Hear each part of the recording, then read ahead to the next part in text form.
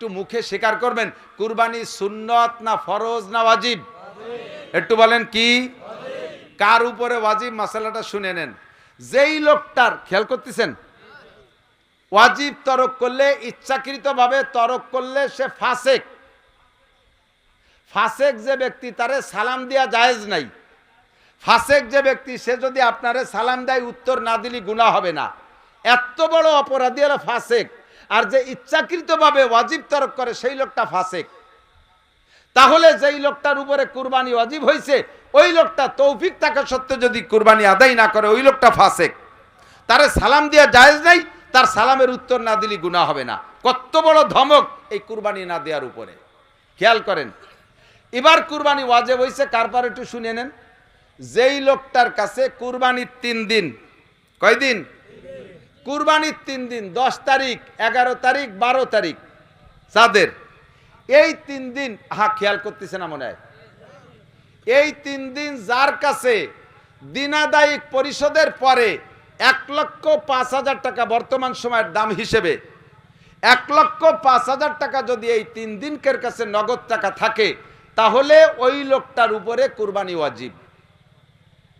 দোকানে ব্যবসার পুঁজিতে থাকুক, ব্যাংকে থাকুক, ঘরে থাকুক, যে কোনো ভাবে যদি এই 3 দিন তার কাছে 1,05,000 টাকা থাকে, 52.5 ভরির উপর দাম, তাহলে ওই লোকটার উপরে কুরবানি ওয়াজিব। এই লোকটা যদি কুরবানি না দেয়, নবী পাক বলেন মান ওয়াজাদা সাআতান লিআইয়ুযহিয়া ওয়া লাম ইউযাহি ফালা ইয়াকরুবান্না মুসাল্লানা। যার উপরে কুরবানি ওয়াজিব হয়েছে, ওই লোকটা যদি কুরবানি না দেয়, তুই ঈদগার কাছে আসবি না, তোর জন্য ঈদের নামাজ না। ঈদের নামাজ পড়তে পয়সা লাগে না, এই জন্য লাফাতি লাফাতি চলিয়েছো। আর কুরবানি করতে পয়সা লাগে বলিস, ওটার দ্বারা তুমি নাই। ধরিও আগে কুরবানি কিনে তারপরে ঈদের নামাজ পড়তে আসিস। কত বড় ধমক চিন্তা করতে পারেন। ঈদের নামাজও কিন্তু ওয়াজিব। হুজুর সেই ঈদের নামাজের কথা বললেন, যার পর তৌফিক আছে কুরবানি করার, সে কুরবানি না করে যদি ঈদগায় আসে, ফালা ইয়াকরুবান্না মুসাল্লানা, ওরা যেন আমাদের ঈদগার কাছেও আসে না।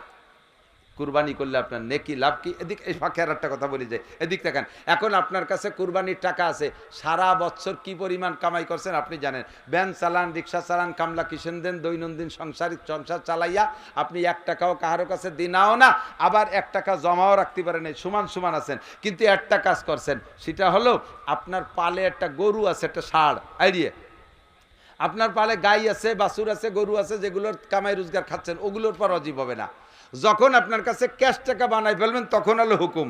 এবার খেয়াল করেন, আপনার পালে একটা ষাঁড় আছে, একটা এড়ে গরু আছে, এই ডেরে পালি ভুষে বড় করছেন, কুরবানির উপলক্ষে হাটে, কুরবানির 2 দিন আগে হাটে বিক্রি করছেন 2.5 লাখ টাকা। এই 2.5 লাখ টাকা ক্যাশ আপনার কাছে আছে, বাস আপনি ধনী হয়ে গেছেন, ওর থেকে আপনার কুরবানি দেওয়া ওয়াজিব।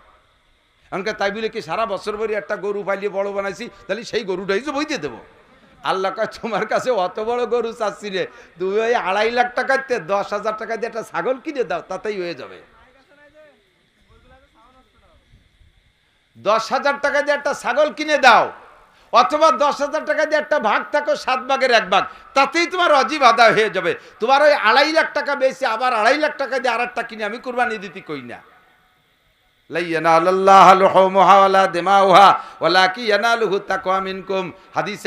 নবী বলেন কুরবানির জন্তুর বিকুল্লি শাহরাতি মিনাস সুফি হাসানা অবিকুল্লি কাতরাতি মিনাদ দমে হাসানা।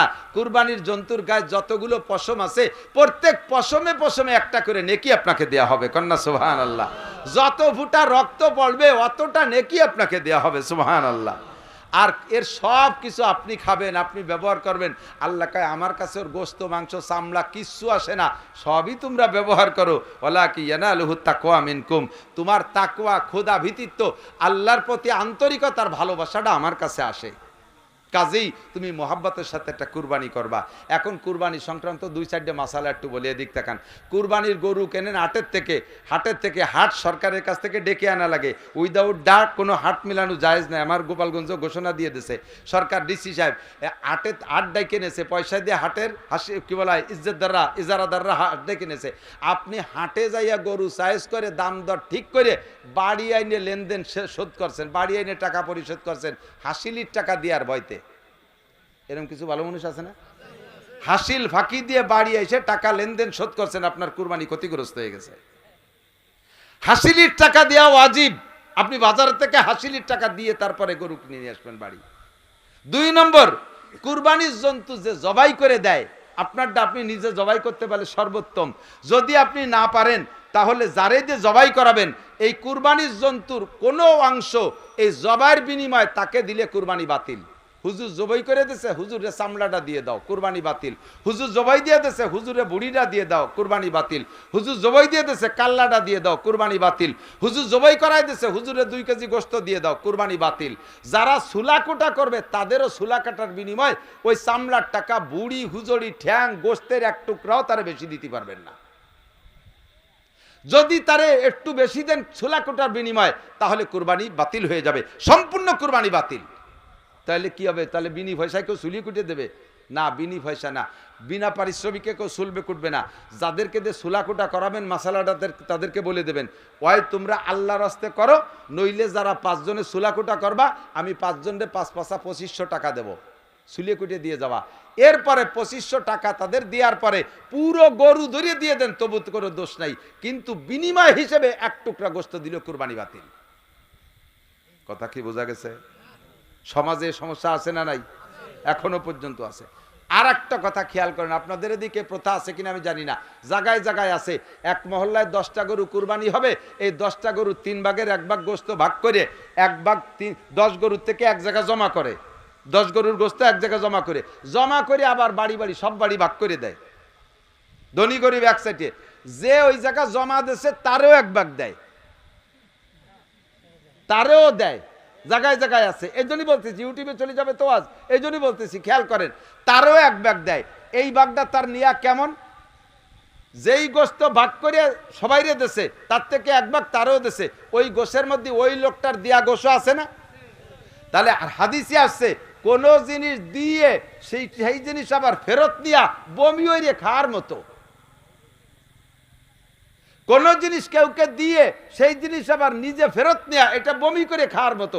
আপনি গরিবদের উদ্দেশ্যে দান করে দিয়েছেন 3 ভাগের 1 ভাগ, আবার সেই জায়গা থেকে ভাগেরটা নিয়েছেন, তাহলে আপনার দেয়া জিনিস আপনার নেওয়া হচ্ছে না? এই বমি হইরে খাওয়ার মতো এই কামের মধ্যে যাবেন না, যার যার স্বাধীন মতে দেবেন। আর একটা জিনিস খেয়াল করবেন, গোশত দেওয়ার জন্য গরিবদের হাতে দেবেন, খুব যত্ন সহকারে দেবেন, তাচ্ছিল্যের সাথে দেবেন না, ব্যঙ্গ ঠাট্টা করে দেবেন না, খারাপ গোশত দেবেন না। চুটির গোশত, সিনের গোশত, ফাঁসার গোশত, মোটা গোশত সব নিয়ে আপনার কয়বর বই তুইছেন ডিপ ফ্রিজ, আর যত আড়গোল বাঙ্গাড়ি বুঙ্গড়ি এই নিয়ে গরিবকে দেওয়ার জন্য বইছেনটা জুড়ি বেরিয়ে নিয়ে। গরিবরা কয় আল্লাহ দেখলে সর্বনাশটা করলো কি, আর একখান মারিয়ে দিয়েছে, তার সিলভারের গাড়ির তলা ফুটে এবারে চলে গেছে। বড় লোকরা 3 তলার থেকে প্যাকেট ধরে ছাড়িয়ে দেয় গরিবদের কাছে, ও বড় লোক তোরে গাড় ধরে নামাই আল্লাহ তাআলা ব্যাগ হাতে করে বাড়ি বাড়ি ঘুরাইতে পারে, আর যার ব্যাগের কাছে যার হাতে আজকে 3 তলার থেকে ব্যাগ ছাড়িয়ে দিছিস, ওরে আল্লাহ তাআলা ওই 3 তলা উঠাইয়া তোর হাতে ওইরকম ব্যাগ ছাড়াইতে পারে, পারে কি পারে না? কুরবানির গোশত দেবেন, মা বোনরাও খুব যত্ন সহকারে দেবেন, সম্মানের সাথে দেবেন, কম দিলেও বলবেন বেশি তো হয় না, এবার যা পারছি তাই দিছি, একটু দেখে শুনে দেবেন, একটু হাড় একটু গোশত যাতে এক লোকমা তারা খাইতে পারে এমন সুন্দর করে দেবেন।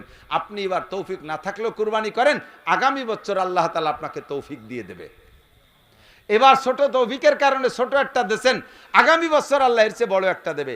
আমি সর্বপ্রথম কুরবানি শুরু করছি ফারে ঘর পরে 1400 টাকায় 1 ভাগ, 7 ভাগের 1 ভাগ নিয়ে, সেই থেকে দিতে দিতে আল্লাহ তাআলা তৌফিক দিতে দিতে গত বছর দিছি 2.5 লাখ টাকা দিয়ে একটা, আর এবছর একটা মনে মনে ঠিক করছি 2 লাখের উপরে দাম। আমারে আল্লাহ তাআলা প্রত্যেক বছর তৌফিক বাড়ায় দিচ্ছে। আমি যদি এবার কই না টাকা আছে দেব না, প্রত্যেক বছর কি দেওয়া যায় নাকি, দরকার নাই, আল্লাহ যদি কয় ঠিক আছে তুমি যখন দিবাই না, তোমারও দেবো না, তোমার আগামীবার দেওয়া লাগবে না, তুমি ব্যাগ নিয়ে বাড়ি বাড়ি ঘুরে বেড়াও কিরমটে গেটি ধরে আল্লাহ নামাই দিতে পারে কি পারে না? এই জন্যে এবার ফ্যামিলিতে এদিক থাকেন। আর একটা মশালা বলি, আপনিও ধনী, আপনার স্ত্রীও কিন্তু ধনী। কুরবানি খালি গোস্ত খাওয়ার জন্য বাড়ির ফ্যামিলি থেকে একজন দিলেই হবে না, আপনিও ধনী আছেন, আপনার ফ্যামিলি, আপনার স্ত্রীর কাছেও টাকা আছে আলাদা, তার টাকা আছে 1.5 লাখ, স্ত্রীর উপরে অজীব, আপনার মার কাছে টাকা আছে তারপর অজীব, আপনার বড় ছেলে সাবালেক কামাই রোজগার করে তার আলাদা কয়টা টাকা আছে তা 1.5 লাখ, তারপরও অজীব। কাজেই ফ্যামিলি সবাই মিলে একটা গরু কিনে প্রত্যেকের টাকার থেকে টাকা দেবেন, প্রত্যেকের টাকার থেকে টাকা দিয়ে আলাদা আলাদা নাম ওর মধ্যে বসাই দিয়ে যার যার জিম্মাদারি খালাস হয়ে যাবেন। যে বাড়ির থেকে একজন দিলি হলো গোস্ত একটু খাতি হবে মেবাই দিচ্ছে, তা আমাকে দেওয়া লাগবে কি? অনেক মুরব্বীরা আছে কয় যে না কুরবানি এবার করবো না, যারা খাবে তারা বাড়ি নাই। ওনার যে শগুন গরু খাবে সে শগুনটা এবার বাড়ি নাই, শগুনটা এবার ডাকা রয়েছে, শগুন কয়টা বলে আসবে না। তো তুমি কি কুরবানি দিবা তোমার শগুনকে খাওয়ানোর জন্য? দেশের গরিবরা সারা বছর পোল্ট্রি কিনে খাইছে, 1 কেজি গরুর গোশত 800 টাকা দিয়ে কিনে খাতে পারে না, তাদের জন্য আল্লাহ তাআলা তোমারে কুরবানি করে দিতে কইছে, আর তোমার শগুন কয়টা আসবে না বলে দিবা না। এই ফাজলামি বাদ দাও। গরু কিনবা সাম্মিনু দহায়াকুম, হুজুর বলেন কুরবানির জন্তুকে মোটা বানাও, বেশি গোশত হবে, গরিবকে দিতে পারবা। আর আপনারে ছেলে টাকা দিয়েছে বিদেশের থেকে 5 লাখ, আব্বা 8-এর ভিতরে সবচেয়ে বড় গরু কিনে নিয়ে আসবেন, আব্বা তাতে 4.5 লাখ টাকা ব্যাংকে থুইয়া 50,000 টাকায় দিয়ে একটা প্যারালাইসিসের রুগী কিনে নিয়েছে। ওর বাপেরও যে বয়স, গরুরও সেই বয়স, 2 দোস্ত একসাথে ভ্যানে আইছে, গরু আইটি আসার মতো না। গরুরে আইনে মেয়ের কুঠির সাথে বাঁধতে তুইছে, ময়না ডুলে এরম ঝুলতিছে, নাল আসছে 2 দিন আগে। বাপ ভালো না, চোখ গুলাই গেছে, যাইয়ে হুজুর দেখা, হুজুর আগের দিন জবই দিলি হয় নাকি? এ তো বাপ ভালো না, কাল পর্যন্ত টেকবে না। শয়তান, ছেলেতে 5 লাখ টাকা পাঠাইছে গরু কিনতি, আর তুমি 4.5 লাখ টাকা মাইরি দিয়ে 50,000 টাকা দিয়ে প্যারালাইসিস কিনে নিয়েছো। আগামী বছর তোর ছেলেরও আল্লাহ তাআলা তৌফিক মিস করে দিতে পারে। কাজেই কুরবানি করবো স্বতঃস্ফূর্ত ভাবে, রাজি আছেন না? চামড়ার টাকাটা, চামড়া বিক্রি যদি করেন তাহলে বিক্রি করলেন, চামড়ার টাকা দেবেন গরিবকে। আর যদি না করেন, স্থানীয় কওমি মাদ্রাসা থাকলে সেখানে দিয়ে দেবেন। প্রত্যেকটা কওমি মাদ্রাসায় চামড়ার টাকা খরচের জায়গা আছে। খুব খেয়াল, এদিক তাকান। এলাকার গরিবদের হক আছে, এটা ঠিক, কিন্তু যেই গরিবরে আপনি চামড়ার টাকা দিচ্ছেন, ওই গরিব ওই চামড়ার টাকা নিয়ে ব্যারাকের কিস্তি দেয়, আছে না নাই? ওই গরিব বেড়া এই চামড়ার টাকা গুছাই নিয়ে 2,000 টাকা লিতায় সুদির পর লাগাই দেয়। তাহলে আপনার কুরবানির চামড়া হালাল টাকার চামড়া, এই চামড়ার টাকা নিয়েও হারাম কাজে লাগাচ্ছে, যদি জানিয়ে শুনে দেন তাহলে আপনার দিনা পরিশোধ হবে না, আবারও টাকা দিতে হবে। আর মাদ্রাসায় দিলে আপনার একজনের দেশেন চামড়ার টাকা, সে যাইয়ে তাই দিয়ে সিগারেট কিনে খায়, চামড়ার টাকা দেশেন, সে তাই দিয়ে ফাঁসা বাইরুনু প্যান্টারটা কিনে নিয়ে এইভাবে আইটি বেড়ায়, সেলাফাই বেড়ায়। আর মাদ্রাসার ছাত্রদেরকে চামড়াটা দিয়ে দেবেন, ওরা ওইটা বিক্রি করে তাই দিয়ে কয়েক কেজি চাউল কিনে খাইয়ে রাত্রি কোরআন শরীফ পড়বে, শেষ রাত্রি তাহাজ্জুদ পড়বে। আপনি নিজেই বিবেচনা করেন যে আপনার টাকাটা কোন জায়গা গেল, কোনটা ভালো কোনটা মন্দ, আপনি বিবেচনা করে দিয়েন। কথা কি বোঝা গেছে? একদল আবার খেপছে হুজুরকে পর, হুজুরকে চামড়ার টাকা দিয়ে খাইয়ে তেল হয়ে গেছে, আর দেব না। তোমার চামড়ার টা না দিলে হুজুর মরিয়ে সাপ হয়ে যাবে, তা যাবে না। হুজুরকে রিজিকের মালিক কে?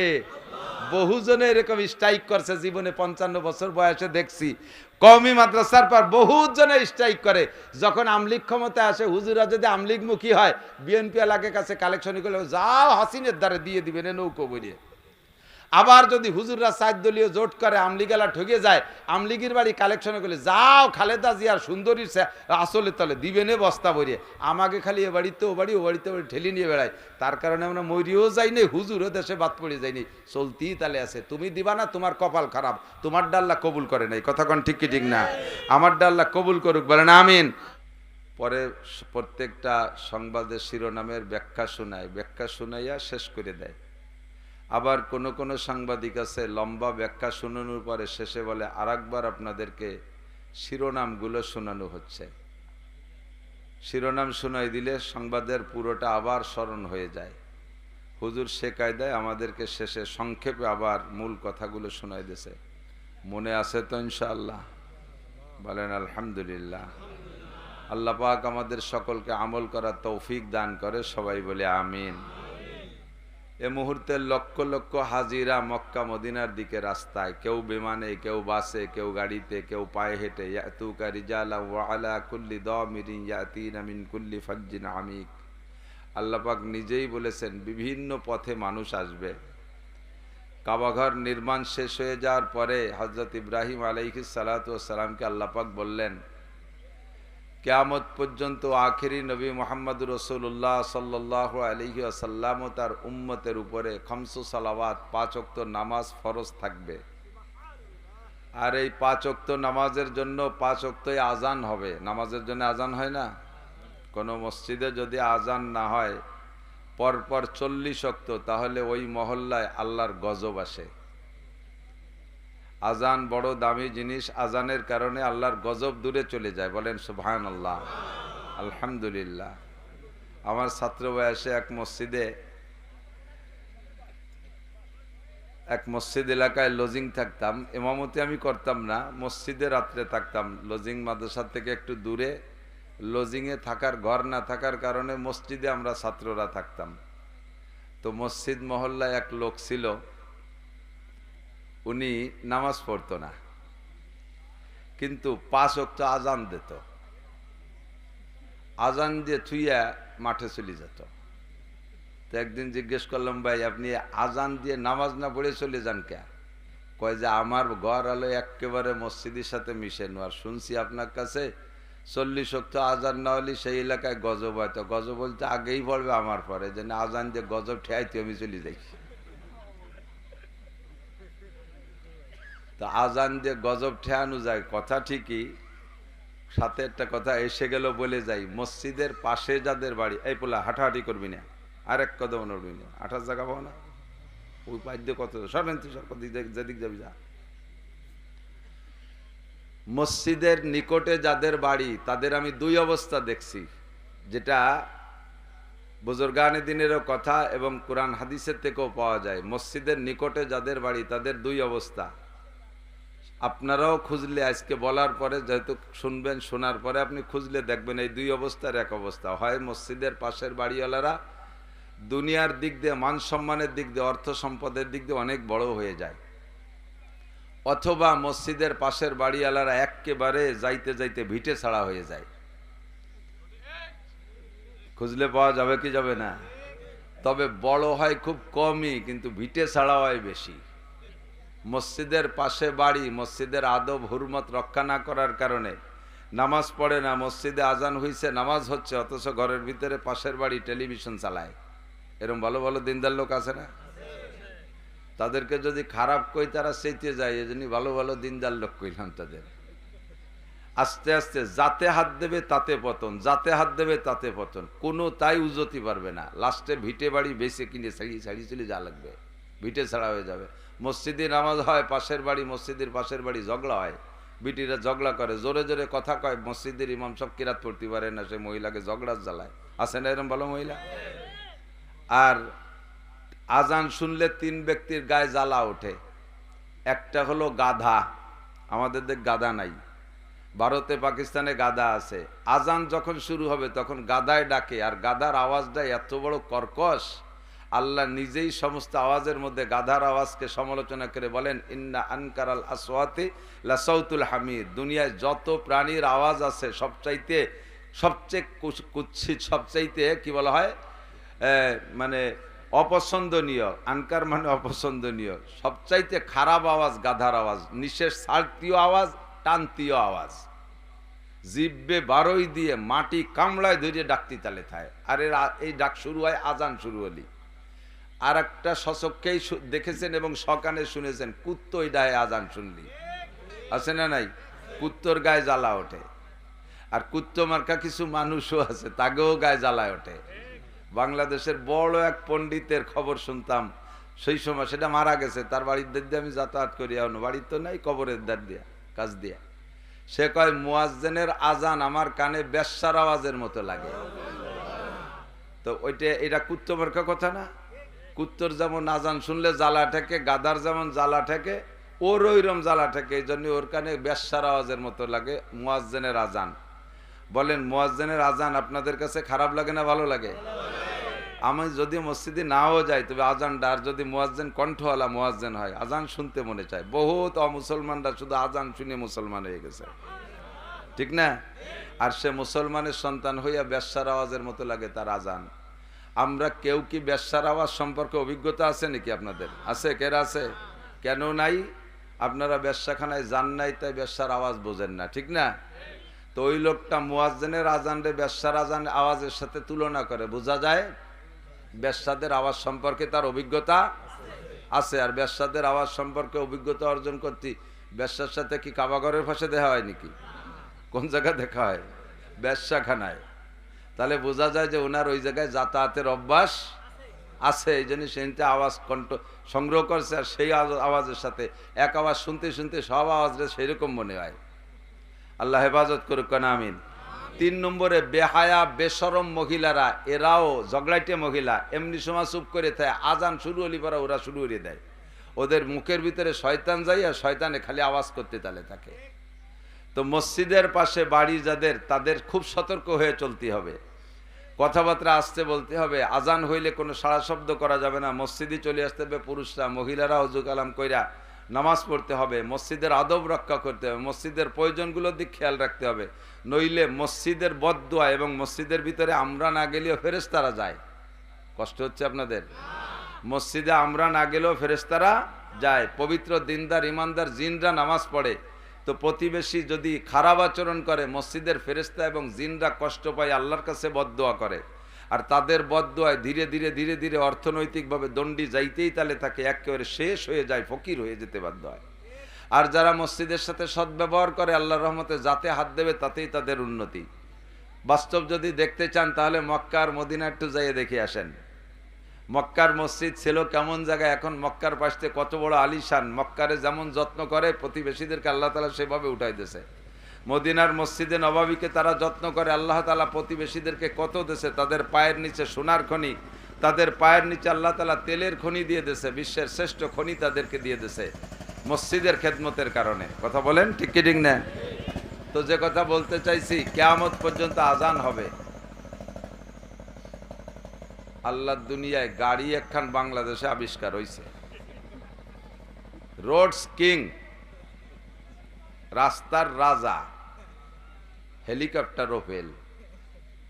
আর তার সুরত চেহারা দেখলি টিরাকেও ভয় পাইয়ে নামিয়ে দাঁড়ায়, শয়তানও সরিয়ে দাঁড়ায়। ওর সাথে গাড়ি লাগলে আমি কিয়ামত পর্যন্ত আয়াত চাইয়ে নিয়েছি, নসিমনের সাথে লাগলি 7 দিন টেকবো না রে। এই গাড়ির গাড়ি, ও যে জায়গায় দিয়ে যায় গোষ্ঠী শুদ্ধ শেষ করে থুয়ে যায় আওয়াজ দিয়ে, দুমো টুমো দিয়ে। তো আল্লাহ পাক রব্বুল আলামিন বললেন কিয়ামত পর্যন্ত 5 ওয়াক্ত নামাজের আজান হবে, কিন্তু হজও ফরজ, নামাজও ফরজ, হজও ফরজ। আর যে কোনো নামাজের জন্য, যে নামাজগুলো ফরজ আর ওয়াজিব, এর জন্য আজান দরকার। তো নামাজের ভিতরে ফরজ নামাজের জন্য আজানের দরকার, ফরজ নামাজের জন্য আজান দরকার। 5 ওয়াক্ত ফরজ নামাজও ফরজ আর জানাজার নামাজও ফরজ। তো জানাজার নামাজও আজান একামত আছে, জানাজার নামাজেরও আজান একামত আছে। সেটা হলো জন্মের সাথে সাথে দিয়ে রাখা হয়েছে। যার যার আজান একামত জন্মের সময় ডান কানে আজান আর বাম কানে একামত দিয়ে জানাজার আজান একামত ওই জায়গায় শেষ করে দেওয়া হয়েছে। আর জানাজার দিন কোনো আজান হবে না। সাথে আইসে গেছে, একটু বলে যাই, জানাজা মানুষ মারা গেলে আমাদের এলাকায় মাইকে এলান করে, করে না? একেবারে যে কেউ মারা গেলেই মাইকে এলান করে, যে কেউ মারা গেলে। আজকে নবজাতক একটা বাচ্চা ফজরের সময় জন্ম নিয়েছে, মারা গেছে, তার সম্পর্ক মাইকিং হয়। বিশেষ করে মেয়েদের সম্পর্কে, মহিলাদের সম্পর্কে, মহিলারা মারা গেলে কোনো প্রকারে মাইকিং করা জায়েজ বলে নাই কোনো ফতোয়ায়। আর যে সকল মানুষ মারা গেলে তাদের জানাজায় আসার জন্য এলাকার মানুষ ব্যস্ত না, হাজারো মাইকিং করলে লোক বাড়বে না, ওই যে কয়জন আসবে এলাকার, নিজের এলাকার যে কয়জন সেই কয়জন বেশি বাড়বে না। এই সমস্ত মানুষের জানাজার জন্য এলান করে দেশকে দেশ মাইকিং করা, পয়সা খরচ, অপচয়। মাইকিং করতে পয়সা লাগছে না, এই পয়সা অপচয়ের গুনাহ হবে, সময় অপচয়ের গুনাহ হবে, নেকি তো হবেই না। এজন্য মানুষ মারা গেলেই অত জানাজার দরকার, অত এলানের দরকার নেই। কানে কানে শুনতে শুনতে যত দূর হয়। হ্যাঁ, কোনো মানুষ আছে যে সকল মানুষের জানাজায় শরীক হওয়ার জন্য মানুষ ব্যাকুল থাকে, অপেক্ষা করে। যদি আমার আগে হুজুর মারা যায়, আমার আগে যদি কুশুবাড়ির হুজুর মারা যায়, তাহলে আমি জানাজায় হাজির হব। আমার আগে যদি পিসাব হুজুর, চরমনে হুজুর মারা যায়, হুজুরের আশেকিন মুরিদিনরা ব্যস্ত থাকে, সেখানে জানাজায় হাজির হবে, এরকম কিছু থাকে না? এই সকল প্রসিদ্ধ মানুষের নামে জানাজার এলান হতে পারে। কিন্তু যে কেউ মারা গেছে, আইসো বাইসো, হারাইনি বারাইনি, আগানি বাগানি, মৈদু গাজা খোর, ইয়াবাখোর, ফেঞ্চুরির পাইকারি দরে তার এলান হতি তালে থাকে। লাস্টে দেখা যায় জানাজায় হাজির হয়েছে, কয় আসুসা, অজু নাই, কালাম নাই, দোয়া নাই, কালাম নাই, কিচ্ছু জানে না, তারা এসে হাজির হয়েছে জানাজায়। এই সব জায়গায় এলান করা জরুরি না। আর মহিলাদের জানাজা, মহিলাদের ইন্তেকালের পরে জানাজায় মোটে এলানই হবে না। আপনার স্ত্রী কত দামি, আমার স্ত্রী কত দামি, সাইয়্যিদাতু নিসায়ে আহলিল জান্নাহ, জান্নাতি নারীদের নেত্রী হযরত ফাতেমা রাদিয়াল্লাহু তাআলা আনহা। বিশ্বাস হয়? কথা বলেন হয়? আজীব ওয়াকিয়া, শুনলে আপনি আশ্চর্য হবেন। জান্নাতি নারীদের নেত্রী হযরত ফাতেমা রাদিয়াল্লাহু তাআলা আনহা। নবী পাক সাল্লাল্লাহু আলাইহি সাল্লাম ফজরের নামাজ পড়া মসজিদে নববীতে পূর্ব দিক মুসল্লিদের দিকে ফিরে বসেন। আমরা আমাদের দিক থেকে বললে পূর্ব দিক, আর মসজিদে নববীর থেকে ফিরে বসলে দক্ষিণ দিক ফিরা হয়। কাবাঘর হলো মসজিদে নববীর থেকে দক্ষিণ দিক, মদিনার থেকে দক্ষিণ দিক ফিরে নামাজ পড়ে। তো হুজুর ফিরে বসছেন, হযরত আলী রাদিয়াল্লাহু তাআলা সামনে বসতেন। অন্যদিন 4 সাহাবা সামনেই বেশি বসতেন, আজকে আলী না বসে চট করে চলে গেছে। ঘটনা কি? আল্লাহু আকবার। হযরত আলী চলে যাওয়ার কারণ হলো রাতের বেলা হযরত আলী রাদিয়াল্লাহু তাআলা আনহু আর ফাতেমা রাদিয়াল্লাহু তাআলা আনহা স্বামী স্ত্রী শুয়ে আছে। গভীর রাত্রে হযরত ফাতেমা রাদিয়াল্লাহু তাআলা আনহা হযরত আলী রাদিয়াল্লাহু তাআলা আনহু ঘুমের মধ্যেও হতে পারে, স্বপ্নেও হতে পারে, অথবা অতর্কিত সজাগ হয়েছে, একটু পিপাসা লাগছে, ওই সজাগ হয়েই বলছে, ইয়া ফাতেমা তু জিনি বিল মা, ফাতেমা একটু পানি আনো, পানি পান করব। হযরত ফাতেমা কানে আওয়াজ শুনেই পানি আনতে চলে গেছে। পানি এনে দেখে, গ্লাসে পানি নিয়ে এসে দেখে হযরত আলী ঘুম। চিন্তায় পড়ে গেলেন, পানি চাইলেন আবার ঘুমাইলেন, এখন কি ডেকে পানি পান করাবো নাকি আমি পানি রেখে ঘুমিয়ে যাব? দ্বিমুখী হয়ে গেলেন, যদি আমি পানি এখন ডেকে পানি পান করাই তাহলে দিন ভরে পরিশ্রম করছে, পরিশ্রান্ত মানুষ, ক্লান্ত মানুষ, ঘুমে বিভোর, এই তাজা ঘুম ভাঙলে কষ্ট হবে, কি করা যায়? আবার যদি আমি এখন পানি রেখে ঘুমোই যাই, ওনাকে পানি না পান করাইয়া ঘুমোই যাই, তাহলে পরবর্তীতে পানি চাইলে যদি সজাগ হয়ে দিতে না পারি, স্বামীর কষ্ট হবে। খেয়াল করছেন কথা? এই দ্বিমুখী হইয়া উনি চিন্তা করলেন, যাক আমার এক রাত যাক, ঘুম নষ্ট হোক, স্বামীর খেদমতে আমি দাঁড়িয়ে থাকবো। পানির গিলাস হাতে নিয়ে সারা রাত ফজর পর্যন্ত দাঁড়িয়ে রয়েছে। এর মধ্যে হযরত আলী আর সজাগ হয় নাই। শবে সাদেক আজান হয়ে গেছে, হযরত বিলালের আজানের আওয়াজ কানে আসছে, হযরত আলী সজাগ হয়ে গেছে। সজাগ হয়ে চোখ তুলে দেয়, চোখ খুলে দেখে মাথার কাছে হযরত ফাতেমা পানির গিলাস হাতে নিয়ে দাঁড়িয়ে আছে। লাফতে উঠে বলছে, ফামা বালুকে ইয়া ফাতেমা, ফাতেমা তোমার কি হয়েছে, পানির গিলাস হাতে কেন? তো হযরত ফাতেমা বলছেন, আপনি কি আনাসিতা, আপনি ভুলে গেছেন? আপনি পানি চেয়েছিলেন গভীর রাত্রে, মনে নাই? তো হযরত আলী বলতে, আমার তো তা মনেই নাই। তাহলে পানি চাইলাম, তুমি পানি আনলে, ঘুমাই গেলাম, তুমিও সে রেখে ঘুমাই যাইতে। কয় যদি পুনরায় আপনি পানি চাইতেন আর আমি সজাগ হইতে না পারতাম, দিতে পারতাম না, তাহলে আপনার কষ্ট হতো। স্বামীর খেদমত আমার জন্য ওয়াজিব, আমি এই ওয়াজিব তরকের গুনার মধ্যে পড়ে যেতাম, এর জন্য আমি ঘুমাই নেই। বলেন না সুবহানাল্লাহ, আল্লাহু আকবার। এই অবস্থায় হযরত ফাতেমা রাদিয়াল্লাহু তাআলা আনহা সারা রাত হযরত আলীর খেদমতে পানির গ্লাস হাতে নিয়ে দাঁড়িয়ে আছেন। হযরত আলী বড় সংকেত, বড় সন্দেহের মধ্যে পড়ে গেলেন। যদি এই খবর নবী পাক শোনে যে আমার ফাতেমা, আমার কলিজার টুকরা, হুজুরের যতগুলি সন্তান ছিল কেউ কেউ হুজুর খারাপ জানতেন না, তবে সবচেয়ে বেশি ভালো জানতেন ফাতেমাকে। তা আমার কলিজার টুকরা ফাতেমাকে আলী তোমার স্ত্রী বানাই দিছি, চাই বলে কি স্ত্রী হিসেবে এমন খেদমত নিবা? আমার মেয়েটারে রাত্রির মধ্যে একটু ঘুমাতে দিলে না? নবী শুনলে একটু কষ্ট পাবে, মুখে না বললেও মনে কষ্ট পাবে। আর নবী একটু কষ্ট পাইলে আমার দুনিয়া শেষ, খসিরাত দুনিয়া ওয়াল আখিরা, আমার ইহকাল পরকাল শেষ। হযরত ফাতেমাকে জড়িয়ে ধরে বলছে, ফাতেমা তুমি আজকে আমার কাছে একটা ওয়াদা করতে হবে, জীবনেও কোনোদিন তোমার আব্বার কাছে আজকে যা আমাকে পানি খাওয়ানোর জন্য সারা রাত দাঁড়িয়েছিলে এটা বলতে পারবা না। তো হযরত ফাতেমা বললেন, এটা আমার বলার প্রয়োজন কি, আমি কেন বলবো? আপনি এই কথা স্মরণ করায় দিচ্ছেন, স্মরণ করায় দিলি তো আবার বলা লাগে। আন্নাসু হারিসুন ফিমা মুনিয়া, মানুষের স্বভাব যে জিনিস নিষেধ করে সেই জিনিসের পর লোভ হয় বেশি, ঠিক না? আমার এই গামছাহান এই জায়গা রয়েছে, এতক্ষণ খেয়াল করেন না, এর মধ্যে এখানে থুইয়া যদি কয় এই ছেলে এই গামছা সরাবি না, ওর নিচে যা আছে দেখবি না, ওর এখন থেকে ওয়াজের শেষ পর্যন্ত মাথার মধ্যে খারাপ শক্তি থাকবে যে ওর নিচে কি যেন আছে, যার গলিটা একবার দেখে যাব। এটা হলো মানুষের স্বভাব। তা আমার তো মনেই ছিল না যেটা আব্বার কাছে বলতে, আপনি নিষেধ যখন করলেন তখন এখন থেকে আমার ভিতরে ব্যস্ততা শুরু হবে, আব্বার কাছে তাহলে বলতে হবে। কি সমস্যা হয়েছে কি? কয় না তুমি বলো, বলবা কি না? কয় বলবো কেন, আপনি স্বামী আমার কাছে খেদমত পাবেন, আমি তাই করছি, তা বলার কি আছে? কয় না, যদি তুমি কোনোদিন বলে ফেলো যে আমি একদিন স্বামীর খেদমতে এই করেছি আব্বা, তাহলে তোমার আব্বা শুনে আমার পর রাগ করবে, তুমি ওয়াদা করো। হযরত ফাতেমা স্বামীকে সান্ত্বনা দেওয়ার জন্য ওয়াদা করলেন, আমি জীবনেও বলবো না, লান আকুল, আমি কোনোদিন বলবো না আব্বার কাছে। তো হযরত আলী যখন নিরাপদ হলেন যে স্ত্রী বাপের কাছে বলবে না, মনটা একটু ভালো লাগতেছে, উনি শান্ত মিজাজে আল্লাহর কাছে দোয়া করলেন, আল্লাহ তুমি আমার ফাতেমাকে, আল্লাহুম্মা জাআলহা সাইয়্যিদাতান নিসাই আহলিল জান্নাহ, আল্লাহ তুমি আমার ফাতেমাকে জান্নাতি নারীদের নেত্রী বানায় দাও। কোন সুবহানাল্লাহ। দোয়া করছেন কে? স্বামী হযরত আলী রাদিয়াল্লাহু তাআলা আনহু। যাবে না, আবার আসলো কি লেখি দেখি। আল্লাহ, খেয়াল করতেছেন? হযরত আলী দোয়া করছেন, দোয়া করে মসজিদে গেছেন, তারপরও আলীর ভিতরে সন্দেহ কাটতেছে না। আরে যদিও ফাতেমা না বলে, তাহলে বলার সাংবাদিক, নবীর পাকের কাছে সাংবাদিক আছে না নাই? মা ইয়ান্তিকু আনিল হাওয়া ইন হুয়া ইল্লা ওয়াহিয়ুহা। নবী পাক যা যখন বলেন, আসমান থেকে সাংবাদিক সংবাদ পৌঁছে দেয়, সেই হিসেবে বলে।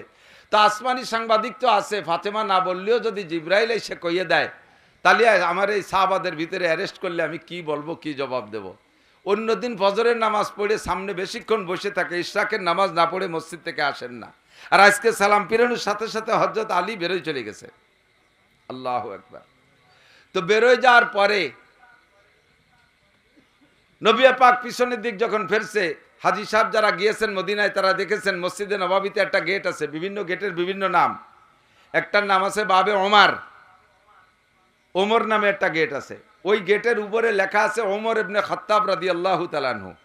হাদিসের মধ্যে আসছে ওই গেটে ওমর রাদিয়াল্লাহু তাআলা লেখা, এটা হুজুরের জামানাত থেকে।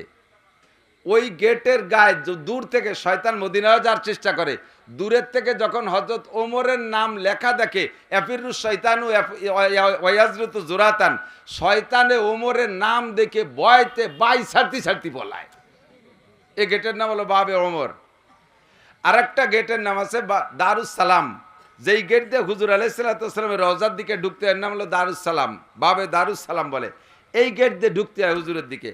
আর ওই পাশে আর একটা গেট আছে, তার নাম হলো বাবে জিব্রাইল। এই বাবে জিব্রাইল ওই সময় থেকে নাম রাখা।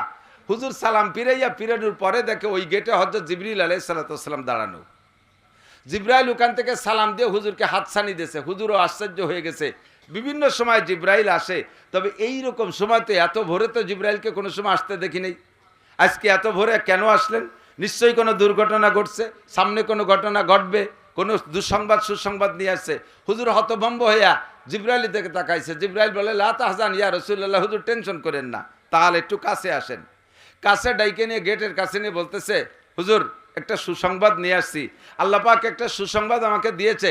এই সুসংবাদটা দিনের যে কোনো সময় আপনাকে বললেই চলতো। আল্লাহ আমাকে পুরো দিনের কন্ট্যাক্ট দিয়েছে, আজকে দিনে তুমি এই সুসংবাদটা যে কোনো সময় আমার নবীর কাছে পৌঁছাবা। কিন্তু এমন দারুণ সুসংবাদ, এই সুসংবাদ নিয়ে আমি বিকেল পর্যন্ত আর অপেক্ষা করতে পারি না, আমি একটু তাড়াতাড়ি চলে এসেছি। হুজুর বলেন, কি সুসংবাদ? কয় যে হুজুর, আজকে রাত্রে আপনার ফাতেমা আর আলীর মধ্যে এমন একটা ঘটনা ঘটছে। এই ঘটনার পরে ফজরের সময় মসজিদে আসার আগে হযরত আলী ফাতেমার জন্য দোয়া করছে। সেই দোয়া আরশে আজিমের মালিক কবুল করে ফেলাইছে। ফাজআলাল্লাহু ফাতেমাতা সাইয়্যিদাতান নিসাই আহলিল জান্নাহ। আল্লাহ তাআলা আলীর দোয়ায় আপনার ফাতেমাকে জান্নাতি নারীদের নেত্রী ঘোষণা দিয়েছেন। আপনার ফাতেমা জান্নাতি নারীদের নেত্রী। আল্লাহু আকবার। তো হুজুর এই খবর শুনিয়া আর দেরি করতে পারে নাই। হুজুরও খুশিতে বাগবাগ। আলী তো বাড়ি যাইয়া ঘরের মধ্যে যে ডুয়ে বসে রয়েছে ভয়তে, যে যদি জিব্রাইল বলি দেয় আর এই মানুষের মধ্যে আমার হুজুর ধরি বসে। তো হুজুর ওই জায়গায় সাহাবায়ে কিরামদেরকে বললেন, আলাইকুম বিল মাকাম, যে যেখানে আসো ইজলিসু আলা মাকানিকুম, যার যার জায়গায় বসে থাকো ওখান থেকে নড়াচড়া করুন, আমি আসতেছি, কথা আছে। এই খবর এনাদেরকেও শোনাবে তো, এই জন্যে আগে জায়গা মতো খুঁয়ে আসি। হুজুর ওখান থেকে চলে গেছেন। হাজী সাহেব যারা গিয়েছেন তারা দেখেছেন, না গেলে যারা কোনোদিন ভবিষ্যতে যাবেন দেখবেন একটা জায়গা আছে, ওই জায়গাটার নাম মসজিদে নববীর দক্ষিণ দিকে। ওখানে ছোট্ট একটা মসজিদ ছিল, গতবার যে দেখলাম ওই মসজিদটা ভেঙে ফেলাইছে, অন্য কিছু বানাইছে। এটার নাম ছিল মসজিদে আলী। হযরত আলী রাদিয়াল্লাহু তাআলার বাড়ি ছিল ওখানে। পরবর্তীতে আলীর বাড়ির পরে ওই জায়গায় ছোট্ট একটা পাঞ্জেগানা মসজিদ বানানো ছিল। আমি প্রথম 13 সাল 15 সাল 19 সাল এ সময় যে দেখছি, গত বছর ভেঙে ফেলাইছে দেখছি।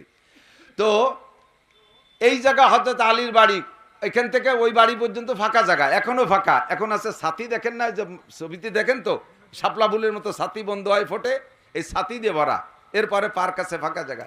হুজুর ওই জায়গা দিয়ে আলীর বাড়ির দিকে হেঁটে যাচ্ছে। আলী ঘরের ভিতরে উকি মারিয়ে দেখে যে নবী আসতেছে। তখন আলী বুঝে ফেলাইছে কাম সারা, এ খবর পৌঁছে গেছে জায়গা মতো। ঘরের থেকে বেরোইয়া পিছনে যাইয়া লুকায় রয়েছে ভয়তে। হুজুর আইছে আমাকে সামাসামি ধরবে, আমি যে ভয় পাচ্ছিলাম সেই ভয়ই আমার ধরে ফেলাইছে। ঘরের তে বেরোইয়া পিছনে যে পালায় রয়েছে, হুজুর ঘরের দরজায় যাইয়া পর্দা টানানো, দরজায় যে সালাম দিয়ে বলছে আসসালামু আলাইকুম আপিল বাইতে ফাতেমা, ওমা ফাতেমা ঘরে আসো? জি আব্বাজি আসি। আইনা আলী? আলী কোথায়? আলী তো পিছনেতে শুনতেছে। আলী ছেলেটা শুরু হয়ে গেছে ভয়তে, আল্লাহ সর্বনাশ করছে। তো ডেকে বলছে মা একটু এদিকে আসো, বাইরে আসো। ফাতেমাকে ডেকে নিয়ে বলতেছে আজকে রাত্রে তোমার আর আলীর মধ্যে কি ঘটনা ঘটছে মা? যা চিন্তা করতেছে হুবহু তাই জিজ্ঞাসা। আলী অবস্থা শুনতেছে আর কাঁপতি তালে রয়েছে, ওরে আল্লাহ, আর আমার মুখ দেখানোর কায়দা নাই, কি জন্য গমের মধ্যে পানি চাতি গেলাম, পানি কি খাই থাই না কোনোদিন, এই টেনশনে কাঁপতিছে। হযরত আলী অবস্থাতে কাঁপতিছে আর ফাতেমা সামনে আসছেন। তো ফাতেমা আসার পরে হুজুর বলতেছেন তোমাদের দুজনের মধ্যে কি ঘটছে মা? তো ফাতেমা বলতেছে আব্বাজি আগে একটা ফতোয়া দেন। তো কি ফতোয়া? কয় একই বিষয় স্বামী নিষেধ করছেন আর ওই বিষয়ে আব্বা আদেশ করছেন, এ জায়গা স্বামীর হুকুম অগ্রাধিকার রাখে নাকি আব্বার হুকুম অগ্রাধিকার রাখে? আগে ফতোয়া দেন, তারপরে আমি বলবো। একই বিষয় স্বামী নিষেধ করে আর আব্বা আদেশ করে, একই বিষয়ে, তাহলে এই জায়গা কার হুকুম মানা আমার জন্য ফরজ? কয় আব্বার চাইতে স্বামীর হুকুম মানা ফরজ। আব্বাটা কোন আব্বা? বিড়ি খাওয়া আব্বা, গাঁজা খাওয়া আব্বা, সুদখোর আব্বা, দাড়ি কাটা আব্বা, বেনামাজি আব্বা, সৈয়দুল মুরসালিন, রহমাতুল্লিল আলামিন, শাফিউল মুজনিবিন, সমস্ত গুনাহগারের সুপারিশগার, ইমামুল আম্বিয়া ওয়াল মুরসালিন, লাউলাহুমা খালাকাল আফলাকা খালিকুহা, লাউলাহুমা খারাজাল ইনসানু মিন আদামি। যে নবীকে না বানাইলে আদম আলাইহিস সালাম থেকে নিয়ে কিয়ামত পর্যন্ত একজন মানুষকে বানাইতেন না, যে নবীকে না বানাইলে 2.5-3 লক্ষ নবী রাসূলকে আল্লাহ বানাইতেন না, সেই নবী আব্বা আব্বা জিজ্ঞেস করে জানতে চায়, আর ওদিকে স্বামী নিষেধ করছে। এই মুহূর্তে ফতোয়া আব্বার হুকুম মানা যাবে না, স্বামীর হুকুমকে অগ্রাধিকার দিতে হবে। ফাতেমা বললেন আব্বাজি তাহলে আপনার হুকুম আর আমি পালন করতে পারলাম না, আপনি জানতে চাইছেন আমি বলতে পারলাম না। আমি স্বামীর কাছে সকালবেলা কন্ট্যাক্ট করেছি, ওয়াদা করেছি, লান আকুল, আজও বলবো না, কোনোদিন বলবো না আপনার কাছে, এ বলে আমি অঙ্গীকার করেছি। যদি বলি তাহলে স্বামীর সাথে আমার খেয়ানত হবে, ওয়াদা খিলাফ হবে, কাজে আমি রাতের খবর বলতে পারবো না। আব্বাজি মুহাম্মদুর রাসূলুল্লাহ সাল্লাল্লাহু আলাইহি সাল্লাম বললেন মা তোমার বলা লাগবে না, সব আমি জানি, সব আমাকে বলে দিয়েছে। কে? আল্লাহ জানাই দিয়েছে জিবরিল আলাইহিস সালামের মারফত। কথা বলেন ঠিক না? তবে মা তুমি আমার আলীকে খেদমত করার কারণে আলী খুশি হইয়া তোমার জন্য দোয়া করেছে, ফাতাকাব্বালাল্লাহু দুআহু, আলীর দোয়া আল্লাহ কবুল করছে তোমার শানে। ফাজালাকা, আল্লাহ তাআলা বানায় দিয়েছে সাইয়্যিদাতু নিসাই আহলিল জান্নাহ, তোমাকে জান্নাতি নারীদের নেত্রী ঘোষণা দিয়েছেন আল্লাহ। তুমি সব জান্নাতি নারীদের নেত্রী, আয়েশারও নেত্রী, খাদিজা তোমার মা, তারও নেত্রী হবা তুমি। কন্যা সুবহানাল্লাহ। তাহলে ফাতেমা রাদিয়াল্লাহু তাআলা আনহা জান্নাতি, এর মধ্যে কোনো সন্দেহ আছে? কথা বলেন আছে? ফাতেমা রাদিয়াল্লাহু তাআলা আনহা জান্নাতি, এটা দুনিয়ার থেকে সুসংবাদ পেয়েছেন। সব সাহাবায়ে কেরাম উপস্থিত যারা ছিলেন অপেক্ষা করতেন আমরা ফাতেমার জানাজায় শরীক হব, কিয়ামতের ময়দানে দলিল দিতে পারবো আল্লাহ জান্নাতি নারী নবীর কন্যা ফাতেমার জানাজা পড়েছি, এ ওসিলায় হলে আমাকে জান্নাতে দাও, এমন আশা করতেন সব সাহাবায়ে কেরাম। সেই ফাতেমা স্বামীকে ওসিয়াত করেছেন আমি যদি রাত্রে মারা যাই রাত্রেই দাফন করবেন, সকাল পর্যন্ত অপেক্ষা করবেন না। আমার গা গরম থাকতে থাকতে, আমি মারা যাওয়ার পরে গা গরম থাকে তো কিছুক্ষণ, গরম থাকতে থাকতে গোসল দেবেন, আমাকে আপনারা 2-3 বাপ বেটাই মিলে জানাজা করে দাফন করে দেবেন, এলান করবেন না, মানুষের মধ্যে জানাজানি করবেন না। হযরত ফাতেমার জানাজায় 3 থেকে 4 জন মানুষ মাত্র, হযরত আলী আর ছেলেরা আর 1-2 জন সাহাবা ছিল, ইন্দ্রা ছাড়া আর তেমন কোনো সাহাবা সেখানে জানাজায় হাজির হয় নাই। হযরত ফাতেমার জানাজা যদি এলানের দরকার না হয়, সে জায়গা যদি হাজার হাজার মানুষ উপস্থিতির দরকার না হয়, তাহলে আমার আপনার বউ দিন বইরে কাছা দিয়ে ঝগড়া হয়ে বেড়ায়, তারা মল্লি জানাজায় এত মানুষের কি দরকার? কয় বেশি মানুষ হলে দোয়া বেশি করবে, দোয়ায় যদি কাম হয় সব দোয়া এদিক তাকান। ফাতেমা রাদিয়াল্লাহু তাআলা আনহাকে দাফন করার পরে এক সাহাবা কবরের পাশে দাঁড়িয়ে কবরকে বলতেছে, হে কবর তুমি কি জানো আজকে তোমার মধ্যে কাকে রাখা হলো? হে কবর তুমি কি জানো আজকে তোমার মধ্যে কাকে রাখা হলো? 1 নম্বরে তুমি শুনে নাও, তোমার ভিতরে জান্নাতি নারীদের নেত্রীকে রাখা হয়েছে। 2 নম্বরে তুমি শুনে নাও, সাইয়্যিদাই সুবহানিল জান্নাহ, জান্নাতি যুবকদের লিডার হযরত হাসান হুসাইন রাদিয়াল্লাহু তাআলা আনহুমার মাকে রাখা হয়েছে। তিন নম্বর তুমি জেনে নাও শেরে খুদা আলী নবী পাক সাল্লাল্লাহু আলাইহি ওয়াসাল্লামের কলিজার টুকরা জামাতা হযরত আলীর স্ত্রীকে রাখা হয়েছে তোমার মধ্যে। সর্বোপরি তুমি জেনে নাও সাইয়্যিদুল মুরসালিন মুহাম্মদুর রাসূলুল্লাহ সাল্লাল্লাহু আলাইহি ওয়াসাল্লামের প্রিয় কন্যা ফাতেমাকে তোমার মধ্যে রাখা হয়েছে। হে কবর, তুমি অন্যান্য তোমার ভিতরে যারা ঢুকবে অন্য মানুষের সাথে যে আচরণ করো, তুমি ফাতেমার সাথে সে আচরণ করো না, তুমি সম্মান করো। এই বলে ডেকে বলতেছেন। কবর থেকে অনায়াসে আওয়াজ আসছে, আর উপস্থিত যারা ছিলেন তারা শুনতেছিলেন, আমি হাসান হুসাইনের মাকে চিনি না, আমি আলীর স্ত্রীকে চিনি না, আমি মুহাম্মদুর রাসূলুল্লাহর কন্যাকে চিনি না, আমি জান্নাতি নারীদের নেত্রীকে চিনি না, আমি আমল চিনি। আমার কাছে আমল নামা পেশ হবে। আমল নামা যদি সুন্দর হয় তাহলে আমার কাছে কোনো পরিচয় দেওয়া লাগবে না। বান্দায়ে ইশকে সুদি তরকে নসব কুঞ্জামি কে দারিরা ফুলান ইবনে ফুলা চিজনিস। আমার কাছে আল্লাহর আশেক বান্দার বড় দাম আছে। অমকের বেটা অমক, অমকের বেটি অমক, অমকের মা অমক, অমকের মা স্ত্রী অমক, এই সমস্ত সনদের এক পয়সারও দাম নাই, এই সমস্ত সার্টিফিকেটের কোনো দাম নাই। আমার কাছে দাম আছে আমলের। কথা বলুন ঠিক কি ঠিক না? কাজেই ফাতেমার আমল যদি সুন্দর হয়, তোমার ওই বলে আমারও ওয়াশ করা লাগবে না। সাহাবা, তুমি বাড়ি যাও, আমার যা করার দরকার তা আমি করব। তো দোস্ত, হাজার হাজার লক্ষ মানুষ জানাজায় হাজির হলো, কিন্তু যার জানাজা পড়তেছি সে বেঈমান। আমাদের এলাকায় আছে, আপনাদের এলাকায় আছে কিনা জানি না, মানুষ মারা গেলে মাইয়তকে সামনে নিয়ে হাদিসের ভিতরে আসছে, হাদিসের এই আমলটা করবেন, এদিক তাকান, খেয়াল করেন। এসে গেলে বলে যাই, কষ্ট হচ্ছে? একেবারে কি অপ্রয়োজনীয় কথা বলছি? অপ্রয়োজনীয় যখনই বলতে যায়, আজে বাজে বলতে যায়, তখন আপনার ঠেকায় দেবেন যে না হুজুর অধিক দরকার নাই। এই কথাগুলো জরুরি। মাইয়ত সামনে আসার পরে আমরা উলামায়ে কিরাম কিছু কথা বলি। হাদিসে আছে উজকুরু মাহাসিনা মাউতাকুম। তোমাদের মাইয়তরা যখন সামনে আসে, মাইয়তরা সামনে থাকলে তোমাদের ভিতর থেকে যে কেউ মারা গেল, এই মরা ব্যক্তির কোনো দোষের আলোচনা তোমরা করো না, যতই খারাপ হোক। একটা মানুষের 100টা কাজ আছে, 100টা কাজের ভিতরে 100টাই খারাপ থাকে না, একটা কাজ হলেই তার ভালো থাকে। কথা বলুন ঠিক কিনা? তাহলে তোমাদের মধ্যে থেকে যে লোকটা মারা গেছে, ওই লোকটা আজকে বড় অসহায়, তারে পিটাইলেও তো প্রতিবাদ করতে পারে না, গালি দিলেও জবাব দিতে পারে না, তার সমালোচনা করলেও প্রতিবাদ করতে পারে না। তবে তোমাদের এক ভাই, সে যদি জান্নাতি হয়ে যায়, তাহলে কি তোমাদের কোনো লস আছে? আমাদের মধ্যে থেকে একজন জান্নাতি, সে আমার দুনিয়ার দিক দিয়ে শত্রুই হোক না কেন, দুনিয়ার দিক দিয়ে আমার প্রতিবেশী শত্রুই হোক না কেন, ও যদি জান্নাতে যায়, তাতে কি আমার জান্নাতের জায়গা কমিয়ে যাবে? না, ও বদমাশ। কিছুদিন আগে বাংলাদেশে যখন তবলিগের কার্যক্রম চলতো, ওই তবলিগের 2 ভাগ হয়ে গেল। তবলিগের 2 ভাগ, এতাহাতি আর ওয়াজাহাতি। আছে নাকি আপনাদের এদিক? হুজুরকে একদল আর হুজুর ছাড়া আলাদা একদল, এরকম আছে না 2 ভাগ?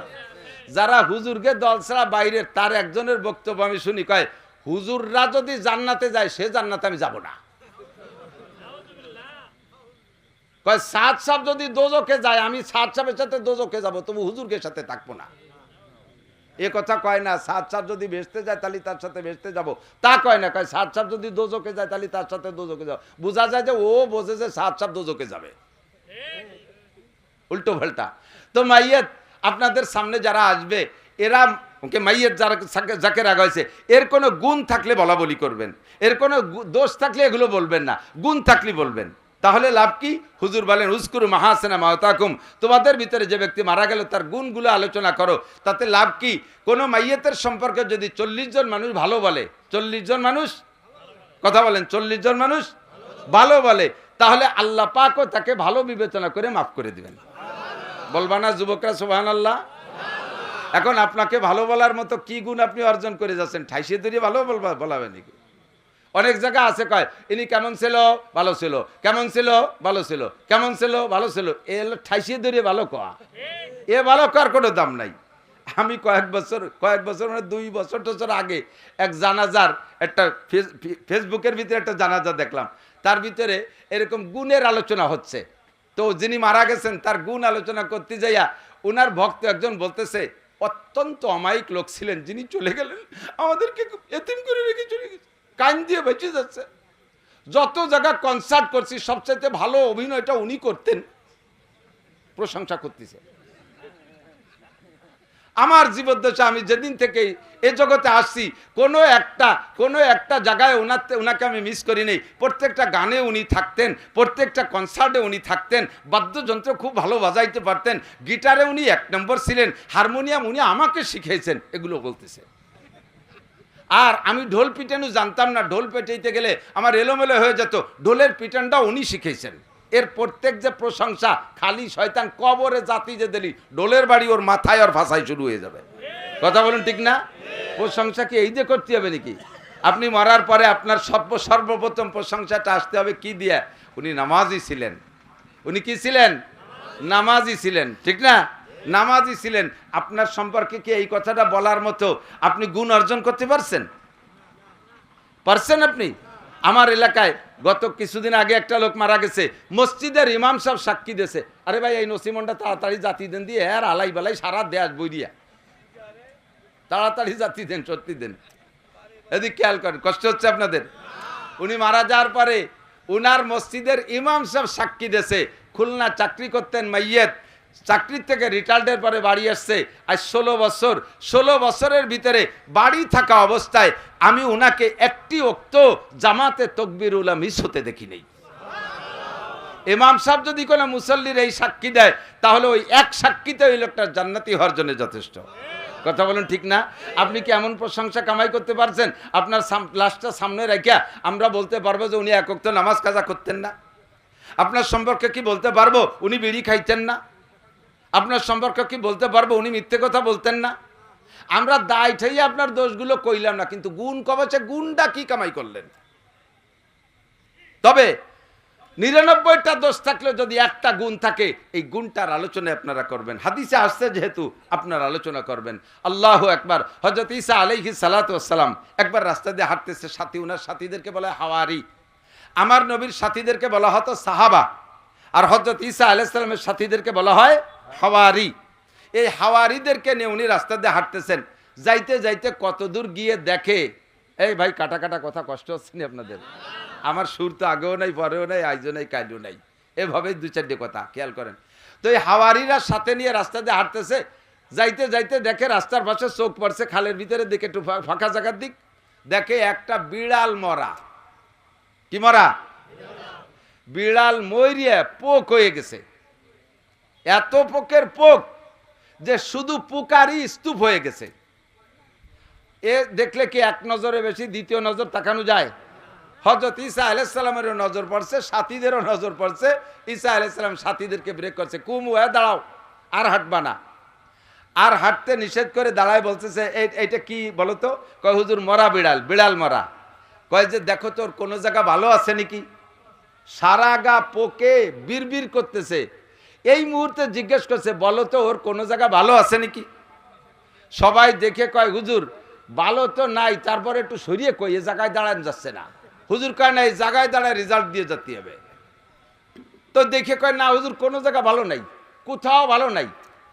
আবার বললেন উনজুরু সুম্মানজুর, আবার দেখো, দেখো কোথাও ভালো আছে নাকি। আবার তাকায়, কয় না কোনো জায়গা ভালো নাই। হুজুর কয় সুম্মানজুর, আবার দেখো, দেখো কোথাও ভালো আছে নাকি। 3 নম্বর বারও বললেন না হুজুর ভালো নাই, সরেন দিয়ে আর দেখা যাচ্ছে না, কিন্তু কোথাও ভালো নাই, সব জায়গা পোকা। হযরত ঈসা আলাইহিস সালাতু ওয়াস সালাম বললেন, কে ওর দাঁত কয়টা ভালো নাই? সারা গায়ে পোক, দাঁত কয়টা ভালো নাই? ও তো কোনোদিন পান খাইনি, ওর দাঁত কয়টা তো দেখো কি চকচকে ঝকঝকে, দাঁত কয়টা ভালো আছে? কয় জি হুজুর দাঁত কয়টা ভালো আছে। হুজুর বললেন, আমি তো বলি নাই যে কোন জায়গা পোকা আছে তাই বলো, আমি বলছি কোন জায়গা ভালো আছে তাই বলো, দাঁত কয়টা ভালো আছে তা কেন কইলি না? এ জায়গা পোকা, লেজে পোকা, পায়ে পোকা, মাথায় পোকা, গায়ে পোকা, পেটে পোকা, খালি বলো পোকা আর পোকা। দাঁত কয়টা ভালো আছে আমি তো ভালোটুক জিজ্ঞেস করছি, তা কেন বলো না? এটাই মানুষের স্বভাব, এটাই মানুষের কিছু কিছু স্বাভাবিকতা আছে। আমারে দেখতেছে সামনে উপস্থিত, আমি মাহফিলে চলে আসি, একজন এসে কয় হুজুর আসছেন? তারে কি করতে হয়? কয় না আসি নেই। দেখতেছে হুজুর আসছেন, এটা হলো স্বাভাবিক প্রশ্ন। বসে ভাত খাচ্ছে, হযরত মাওলানা আলী হোসেন সাহেব হুজুর রহমাতুল্লাহ আলাইহি একদিন ওয়াজের পরে ভাত খাচ্ছে, একজন এসে বলতেছে হুজুর কি করেন? হুজুরকে হাডুডু খেলতেছি। দেখতেছে ভাত খাচ্ছে, তারিখ কিভাবে জিজ্ঞেস করে হুজুর কি করেন? হুজুরও সেরকম জবাব দিয়েছে, হাডুডু খেলতেছি। এই স্বাভাবিক কিছু কথা থাকে। তা আমাদের এই স্বভাব হলো মানুষের দোষগুলো খোঁজা, মানুষের গুণগুলো না বলা। তো মানুষ মারা গেলে তার গুণের কথা আলোচনা, যে কথা বলছি যে আপনি যে মারা গেলেন আপনার কি গুণ অর্জন করে মরতেছেন যে আপনাকে সামনে করে আমরা তার প্রশংসা করব। এই গুণগুলো অর্জন করার চেষ্টা করি, আল্লাহ তৌফিক দান করে বলেন আমিন। যে কথা বলতে যে অনেক দূর সরে চলে আসি, কি বলে জানাজার আজান আর একামত, ঠিক না? মানুষের মরার জন্মের সাথে সাথে ডান কানে আজান আর বাম কানে একামত, এটা ছিল সুন্নাত। আপনারা শুনছেন কিনা তা জানি না, আমাদের আব্বা আমারা দিয়েছি কিনা তা জানি না, তবে আমার বিশ্বাস আমার আব্বা আমার ডান কানে আজান আর বাম কানে একামত দিয়েছে। আমার আব্বা একজন দিনদার মানুষ ছিলেন, এটা হলো সুন্নাত 1 নম্বর। তা আজান আর একামতের মাঝে টাইম কি পরিমাণ এদিক খেয়াল করেন। ফজরের মাগরিবের আজান দেওয়ার পরে জামাতের একামত হইতে 3-4 ঘন্টা না মাঝে কয় যে হয়, যারা কয় হয় তারা জীবনেও পড়ি নেই নামাজ। মাগরিবের আজান আর জামাতের একামতের মাঝখানে কতটুক টাইম? 5-7 মিনিট, ঠিক না? ধরে নেন আপনার ডান কানে জন্মের পরে ডান কানে আজান আর বাম কানে একামত হয়ে গেছে, আজান আর একামত হয়ে গেছে, বাকি আছে নামাজ। এই নামাজই হলো জানাজার নামাজ। এই নামাজ কি তাহলে জানাজার নামাজ ফরজে আইন না ফরজে কিফায়া? সুন্নাত না ওয়াজিব? ওয়াজিব। জানাজার নামাজ ওয়াজিব, সুন্নাত, ফরজে কিফায়া ফরজ। বলেন কি? ফরজ। তো ফরজ নামাজের জন্য আজান একামত লাগে। আপনার এই ফরজে কিফায়া জানাজার নামাজের আজান একামত আগে হয়ে গেছে, নামাজটা বাকি ছিল, শুধু তাই পড়াই দেওয়া হয়েছে, ঠিক কি না? আল্লাহ আমাদেরকে সকলকে জানাজার নামাজ সুস্থভাবে নসিব করে বলেন আমিন। এবং আমার জানাজা সামনে করে নিয়ে মানুষের জন্য প্রশংসা করতে পারে, এই গুণগুলো অর্জন করে যার তৌফিক দান করেন। গজল গায় না আইনুদ্দিন আজাদ সাহেব, তুই মরিলে কান্দিবে কয়জন? আপনি মরলে কান্দার কয়জন রেখে গেছেন? আরে বাড়ি যারা আছে তারা বিলাপ করবে, কাঁদবে। একজন মরলে সারা বাংলাদেশ কাঁদে, এরকম আছে না নাই? একজন মরলে সারা বাংলাদেশ কান্দে, আর একজন মরলে বউও কান্দে না। একজন মারা গেছে তো বিটিরা দেন, মহিলারা মানুষ কান্দার সময় এই কান্দে, খালি কান্দে না, সাথে সাথে গীত গায় আর কান্দে। পুরুষরা কান্দে, চোখ দিয়ে পানি পড়ে, শব্দ করলে একটু করে, কিন্তু কথা কয় না। বিটিরা কান্দে আর কথা কয়, এদিক আছে নাকি সে নিয়ম? দেখবেন গীত গায় আর কান্দে। তো এক মহিলা স্বামী মারা গেছে, এ মহিলা কান্দেই না, কারণ স্বামী যা নির্যাতন করছে সারা জীবন ভরে, তাতে ওই স্বামী মরে গেলে আর তার জন্য কান্দা আসতেছে না, আর খুশি হয়েছে, শয়তান মরছে বাঁচছি। প্রতিবেশী এক মহিলা এসে বলতেছে, আপা একটু কান্তি, আর না কানলে মানুষ মাইন্ড করবে না। তার মানে তোমার অন্য জায়গায় যোগাযোগ আছে, এই যে মরছে সেই জায়গায় যাচ্ছি পারবে না, এই কয়ে সন্দেহ করবে না, একটু কান্দো। কয়েক আপা কানবো যে কি কইয়ে কানবো? ক যা আসছে তাই একটু ক। তো কান্তিছে আর কইছে, বাবা কোনোদিন টেঙ্গারি দে সাড়া বাড়ই নেই বাবা রে ভাই, বাবা কোনোদিন মুনাই দে সাড়া মারি নেই বাবা রে ভাই। তুমি এমন আমল করে গেছো যে তোমার স্ত্রীও তোমার জন্য কাঁদতে চায় না। আবার তুমি সমালোচনায় পঞ্চমুখ, এ ভালো না, ও ভালো না, সে ভালো না, সারা দুনিয়ার মানুষের সমালোচনা করো। নিজে কতটুকু প্রশংসিত হয়ে মরতেছি, এটা কি পিছনের দিক খেয়াল করছি কখনো? আল্লাহ তাআলা আমাদের প্রশংসিত হয়ে মরার তৌফিক দান করে, সবাই বলে আমিন। ফাঁকে ওই জায়গা অল্প একটু ওয়াজ করে আসি। মনে আছে সাইয়্যিদাতুন নিসাই আহলিল জান্নাহ, জান্নাতি নারীদের নেত্রী হযরত ফাতেমা, ধরে বলেন কে?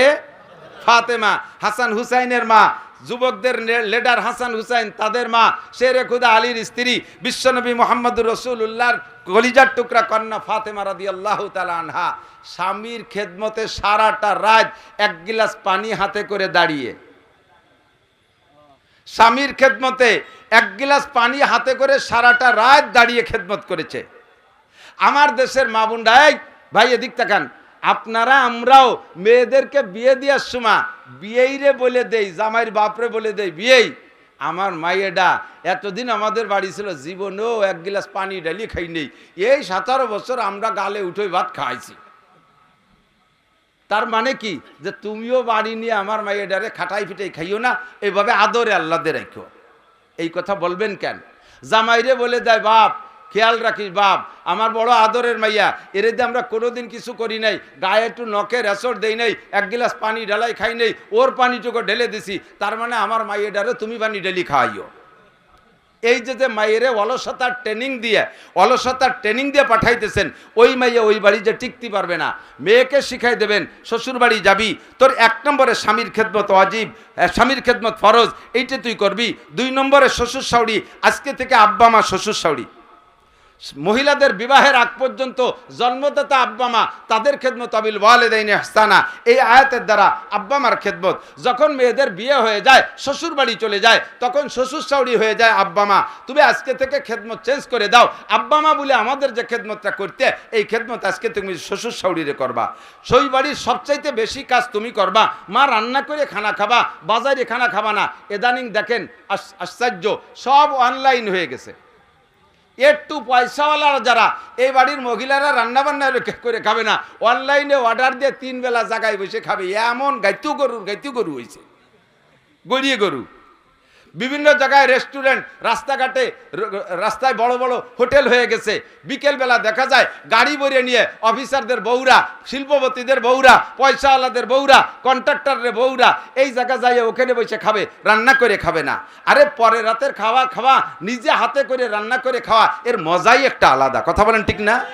যে কথা এসে যায় বলে যায়, আপনি আপনার ছেলেরে দিয়ে বাজার করাবেন, আপনি ওই বাজার খাইয়ে মজা পাবেন না।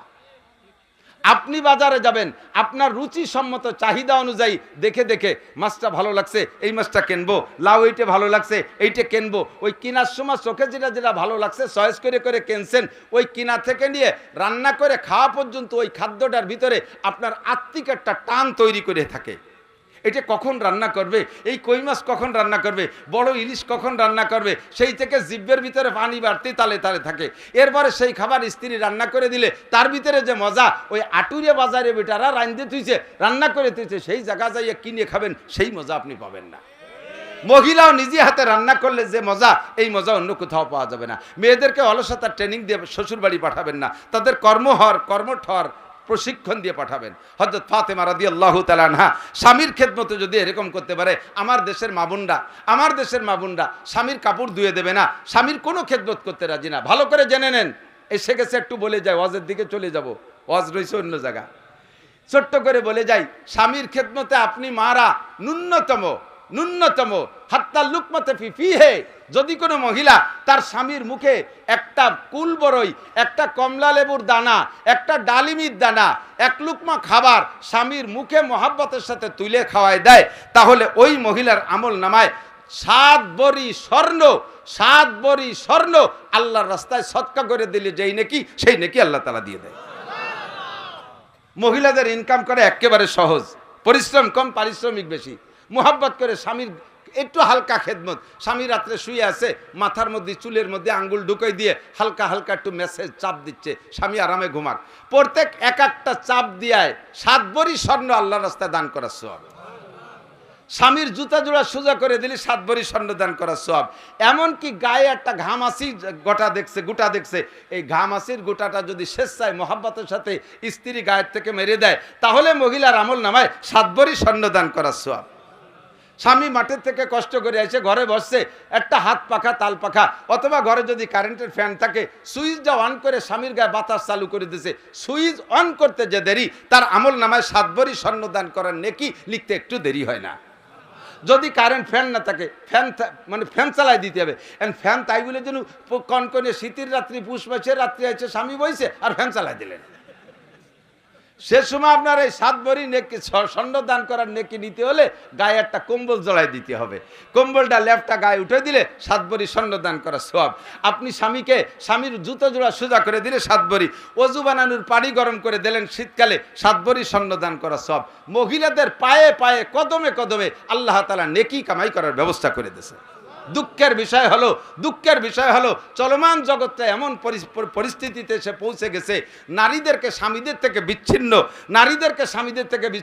সমান অধিকারের নামে নারীদেরকে স্বামী স্ত্রী যে সম্পর্ক, এই যে ভালোবাসাটা, এই যে খেদমতের আদান প্রদানটা, এটা একেবারে বিলুপ্ত করার একটা ষড়যন্ত্র। কথা বলুন ঠিক কি ঠিক না?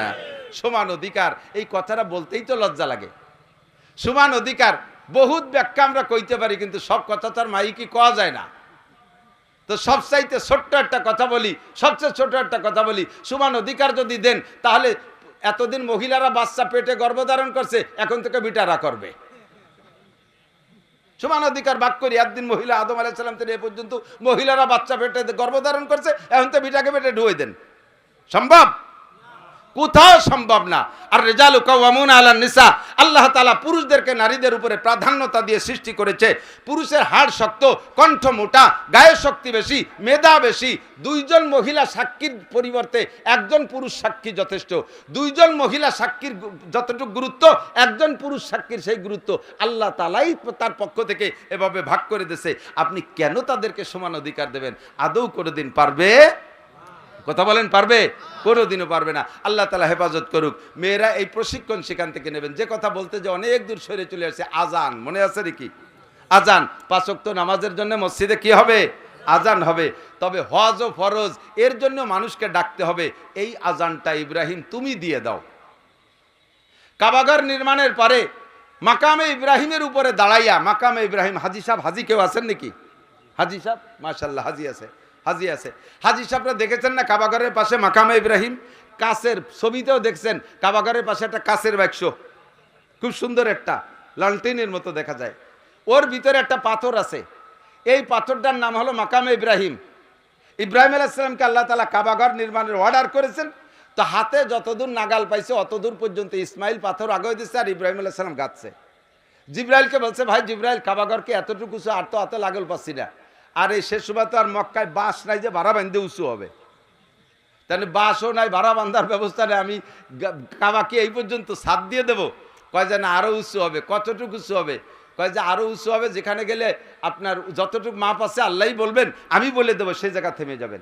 এখন সেই উঁচু পর্যন্ত উঠবে কি দিয়া? ইসমাইল আলাইহিস সালাম ছোট্ট একটা পাথর এনে দিয়েছে। এই পাথরের উপরে দাঁড়াইয়া আর একটা পাথর গাঁথা যায়, একটুক একটা, মেলা বড় পাথর না, ছোট্ট একটা পাথর। এই পাথরের উপরে দাঁড়াইছে। আরে ভাই খেয়াল করেন, মানুষের গায়ে কত ওজন হইলে আর পাথর কত নরম হইলে মানুষ পাথরের উপরে দাঁড়াইলে পাথরের উপরে পায়ের ছাপা পড়তে পারে? পাথর কি এরকম নরম হতে পারে? মানুষ কি এত ওজনওয়ালা হতে পারে যে পাথরের উপরে দাঁড়াইলে পাথরের ভিতরে পাও ডেবে যাবে? ইব্রাহিম আলাইহিস সালামের পায়ের দাগ ওই পাথরের উপরে দাঁড়াইছে, পায়ের মধ্যে পাথরের ভিতরে পাটা বসে গেছে। এখনো পর্যন্ত সেই পায়ের দাগ সেখানে আছে।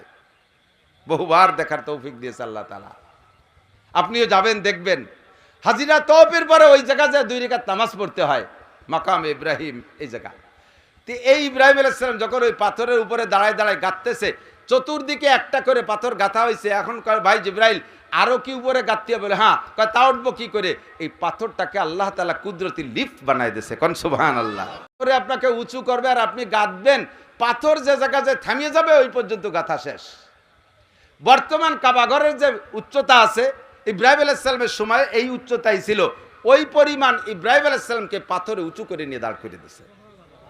আর ইব্রাহিম আলাইহিস সালাম কাবাঘর নির্মাণ করলেন। পাথরের উপরে দাঁড়াইয়া আল্লাহ পাক রব্বুল আলামিন অর্ডার করলেন, ওয়াআযিন ফিন-নাস বিল হজ্জি ইয়াতুকা রিজালান ওয়া আলা কুল্লি দামিরিন ইয়াতিনা মিন কুল্লি ফাজ্জিন আমিক। আপনি আজান দেন, 5 ওয়াক্ত নামাজের আজান হবে কিয়ামত পর্যন্ত। হজের আর আজান হবে না, হজের আজানটা আপনি দেন। আদম আলাইহিস সালামের পরে 1000 বছর পরে নূহ আলাইহিস সালাম, নূহ আলাইহিস সালামের 1000 পরে ইব্রাহিম আলাইহিস সালাম, 1000 বছর পরে ইব্রাহিম আলাইহিস সালাম।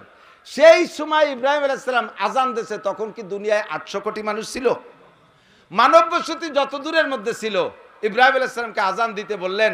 ইব্রাহিম বললেন, আল্লাহ আমার এই আজানের আওয়াজ কত দূর যাবে? আল্লাহ তাআলা বললেন, মাইক লাগবে না, ইথার লাগবে না, নেটওয়ার্ক লাগবে না, মোবাইল লাগবে না, আজান দিবা তুমি, পৌঁছাই দেব আমি।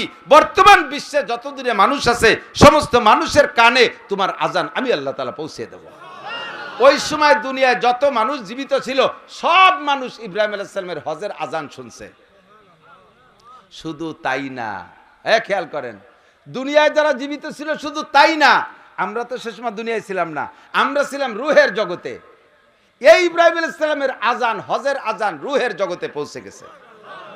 ওখানে বসে আমরা লব্বাইক বলেছিলাম। হজের আজানের জবাব কি? লব্বাইক। বলেন কি? আরেকবার বলবেন না জোরে? হাজী সাহেবরা হজে যাইয়া কি বলে? আমরা একটা তলবিয়া পড়ে নেই, যদি আমাদের এই আন্তরিক তলবিয়াটা আল্লাহ কবুল করে তাহলে মরার আগে একবার হজ নসিব হয়ে যেতে পারে। লব্বাইক আল্লাহুম্মা লব্বাইক লব্বাইক লা শারীকা লাকা লব্বাইক ইন্নাল হামদা ওয়ান নি'মাতা লাকা ওয়াল মুলক লা শারীকা লাক। আল্লাহু আকবার। এই লব্বাইক আমরা রুহের জগতে ইব্রাহিম আলাইহিস সালামের আজান শুনে জবাব দিয়েছিলাম, তবে সবাই না। এদিনও রুহের জগতে থাকে অনেকে আলসেমি আছে, আজানের উত্তর দেই নেই। যেমন এখন মসজিদে আজান হয়, এই চার দোকানে বসে বসে গাপটি মেরে বিড়ি খাতি তালে তো একদল আছে না কিছু আল্লাহওয়ালা, ওরা খুব দিনদার। ওই জায়গা থেকে ইব্রাহিম আলাইহিস সালামের হজের আজানের জবাব যারা দিয়েছেন, খেয়াল করেন, যারা হজের আজানের জবাব দিয়েছেন, দুনিয়ায় আসার পরে যত গরিব হন, যত অভাবী হন, মক্কা থেকে যত দূরে আপনার বাড়ি হোক না কেন, মরণের আগে একটা বার হলে আপনি হজ অথবা উমরা করতে পারবেন। ওখানে থেকে যারা লব্বাইক বলেছে, ও জায়গা কেউ 10 বার লব্বাইক বলছে, কেউ 20 বার বলছে, কেউ 50 বার লব্বাইক বলছে। যে কয়বার লব্বাইক বলছে সে সেই কয়বার হজ উমরা করতে পারবে। ভাই হয়তো আল্লাহ হাতে ধরে আমাকে ঠকাইছে, বাংলাদেশে পাঠালো, আমাকে যদি মক্কায় পাঠাতো তাতে আমরা লব্বাইক করে ডালি দিতাম। এই লব্বাইক আমরা হজ করতে পারতাম। আরে ভাই, আমি মক্কায় তো অনেকবার গেছি, বহু মক্কি, বহু সৌদিয়ান আজও পর্যন্ত হজ করে নাই। বাড়ি সৌদি আরবে, আজও হজ করতে পারে নাই। আরে সৌদি হলেই হজ করা যায় না, হজের কপালে থাকতে হবে। অথচ বাঙালি বহুত গরিব আছে। এই রমজানে, আগের রমজানের পরে, এই রমজান গেল, তার গত রমজানের পরে আমি আমার 2 ছেলেরে নিয়ে গেছি উমরায়। আমাদের সাথে রূপসা ফেরিঘাটের একজন কুলি, জাহাজের থেকে মাল আনলোড করে, এই লোকটা আমাদের সাথে উমরায় গেছে। মদিনার থেকে যেদিন আমরা ব্যাক ফ্লাইটে আসবো, আগের রাত্রে শুনি যে উনি ফোনে কথা বলতেছে রূপসা ঘাটের সাথে। ওই রূপসার ঘাটের জিম্মাদার যে, সে বলতেছে তুমি কবে আসবা, একটা জাহাজ আসতেছে, এই জাহাজওয়ালারা আমাকে বলে রাখছে যে অমুক রেদে জাহাজ আনলোড করতে হবে, তুমি কি এসে পারবা? তো বলতেছে হ্যাঁ, আমি ইনশাল্লাহ আগামীকালকে ব্যাক ফ্লাইটে আসবো, 2 দিন পরে আমি আইসা আপনাদের মাল আনলোড করে দেব। আগেও কুলি, পরেও কুলি, ফাঁকে হজ করে আসছে, কিচ্ছু নাই, ভিটে বাড়ি ছাড়া কিচ্ছু, ভিটে ঠুক ছাড়া আর কোনো জায়গা জমি নাই। সারা জীবনের সাধনা আমি একবার চোখ দিয়ে কাবা ঘর দেখবো, সারা জীবনের সাধনা একবার আমি চোখ দিয়ে মুহাম্মদুর রাসূলুল্লাহ সাল্লাল্লাহু আলাইহি সাল্লামের রওজাটা দেখবো। এমন একটা শখ কি জীবনে হতে পারে না? रहे मेरा मस्कन हवालिए काबा, बने मेरा मदफन दियारे मदीना, वहाँ जलवा फरमा हयातुन नबी है, वही जायरी रे मज़ारे मदीना। साहिल से लगा दे मेरे इश्कों की सफीना, आँखों से दिखा दे मुझे मक्का व मदीना, आँखों से दिखा दे मुझे मक्का व मदीना। দুনিয়ার সংসদ ভবন দেখেছো, রাজা বাদশার বাড়ি দেখছো, আর নেতা নেত্রীর বাড়ি দেখছো, দুনিয়া যত ঘর বাড়ি দেখো না কেন, ওই কালো ঘরটায় কোনো কারুকার্য নাই, ওর গায়ে কোনো রং নকশা নাই, একেবারে কালো, গায়ে মাইটে মাইটে পাথর দিয়ে বানানো, গায়ে একটা কালো কাপড় দিয়ে ঘিরা। ওই ঘরটারে যতবার দেখবা কোনো দিন তৃপ্তি শেষ হবে না। সারা জীবন ভরেও যদি দেখেন কোনো দিন আপনার চোখ ফিরাইতে পারবেন না। এমন একটা মজার একটা আকর্ষণ ওই কালো ঘরের মধ্যে রেখেছে। একটু যাওয়ার শখ হয় কার কার? সত্যি অনেকে হাত উঠেছে, টানায় পয়সা নাই, খালি খালি হাত উঠে বুঝে লাভ কি? আল্লাহ যদি কবুল করে টাকা পয়সা লাগে না। ওই কুলি বেচারা সেও যাইয়া উমরা করে আসছে, বলেন আলহামদুলিল্লাহ। যাবেন তো? এই সময় হযরত ইব্রাহিম আলাইহিস সালামের হজের আজানে যে সকল আশিকিনরা রুহের জগতে লাব্বাইক বলেছিল, তারা লক্ষ লক্ষ যাইতেছে, তারা হজ করবে, তারা উমরা করবে। আল্লাহ পাক আমাকেও তৌফিক দিয়েছে, আমি গিয়েছি, আরও যাব ইনশাআল্লাহ। আল্লাহর জন্য এই মাঠে যারা বসা আছে, মরণের আগে একটা বার হলো হজ উমরা করার তৌফিক দান করে। আজকে থেকে একটা বিমা খোলেন, হজ বিমা, জীবন বিমা তো কত খুললেন, জীবন বিমা, এই জীবন বিমা খোলে না? জীবন বিমা, ওর নাম কি জীবন বিমা না মরণ বিমা? আমি নাম থুইছি মরণ বিমা। ও টাকা জমা করার সময় নিয়ত করেই থই যে আমি যদি অকালে মরে যাই, তাহলে ছেলে মেয়ে কি ওই খাবে, এই কয়টা থাকলো তাই তারা ধুয়ে মুছে খাবে। সত্যি ওই টাহার মেয়া দেওয়ার আগে ওই দামলাটা মরিয়ে যায়, পরে ওই টাহা ছেলে মেয়েরা মরার পরে ধুয়ে মুছে খায়। তাহলে এই টাকা আমার জীবদ্দশায় কাজে লাগলো না, লাগলো যে মরার পরে। ওর নাম কি জীবন বিমা না মরণ বিমা? মরণ বিমা খুলে বস্তা বস্তা টাকা রাখেন। আজকে থেকে প্রতিজ্ঞা করেন, আমি এখন থেকে একটা হজ বিমা করবো ইনশাআল্লাহ। হজ বিমা মানে কোনো ব্যাংকে টাকা রাখবেন না, ছোট ছোট করে নিজের অধীনে আয়ত্তের মধ্যে রাইখা আপনি টাকা জমা করেন। পরিমাণ মতো টাকা হয়েই যাবে ইনশাআল্লাহ, পরিমাণ মতো টাকা হয়েই যাবে। আল্লাহ তাআলা সবাইরে নসিব করে বলেন আমিন। সময়টা এখন হজের সময়, সারা দুনিয়া জুড়ে দোয়া কবুল হবার সময় চলতেছে। বিশ্বের যেখানেই মুসলমান আছে সেখান থেকে যাইতেছে, আমার বাংলাদেশের থেকে হাজার হাজার হাজিরা যাচ্ছে। এই দোয়া কবুল হবার সময় আল্লাহ তাআলা আমাদের বসার তৌফিক দিয়েছে। আল্লাহ তাআলা আমাদের আজকের মজলিসকে কবুল করে, যে কথাগুলো শুনেছি সামনে শুনবো, আমল করার তৌফিক দান করে, সবাই বলেন আমিন। মুক্তাসার বেশি লম্বা করব না, অনেক কথা বললে মনে থাকে না। পিছনে যে কটা বলছি ও কটা তো মনে আছে, ও কটা তো আমল করা যাবে ইনশাআল্লাহ। আল্লাহ কবুল করুক। বিশেষ করে মা বোনদেরকে যা বলেছি সে কথাগুলো তারা আমল করবে। আল্লাহ সবাইকে কবুল করুক। আমি আজকে আয়াত পড়ছি দুই দিকের, একটা হলো সবচেয়ে বড় ইবাদতের একটা আয়াত পড়ছি, সবচেয়ে বড় ইবাদত। খেয়াল করতেছেন না? করতেছে না। আবার আমরা এখানে বসছি উলামায়ে কেরাম, আপনারা জানেন না এমন কিছু আমাদের বলা সম্ভব না। কিছু কিছু আনুকা কিসসা যদি এসে যায়, এই পোলাপান নড়িস না, চলে যাচ্ছ কে, ওয়াজ শিখবা না? আমরা মরি যাওয়ার পরে ওয়াজ করবে কারা? দুইও মুছে খাতিয়ে রবি বয় মাইক দল্লি টাহা।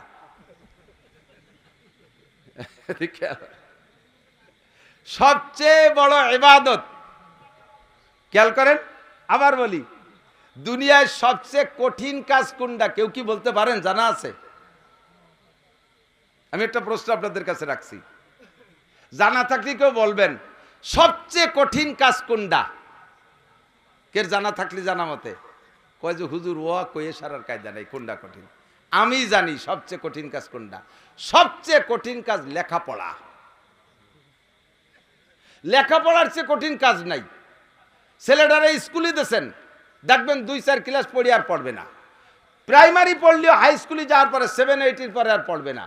এর না পড়ার কারণে পিটেবেন, জান বেরোয় ফেলবেন মারতি মারতি, তবুও যাবে না স্কুলে। স্কুল বাদ দিয়ে ইট বাটায় কাজ করবে।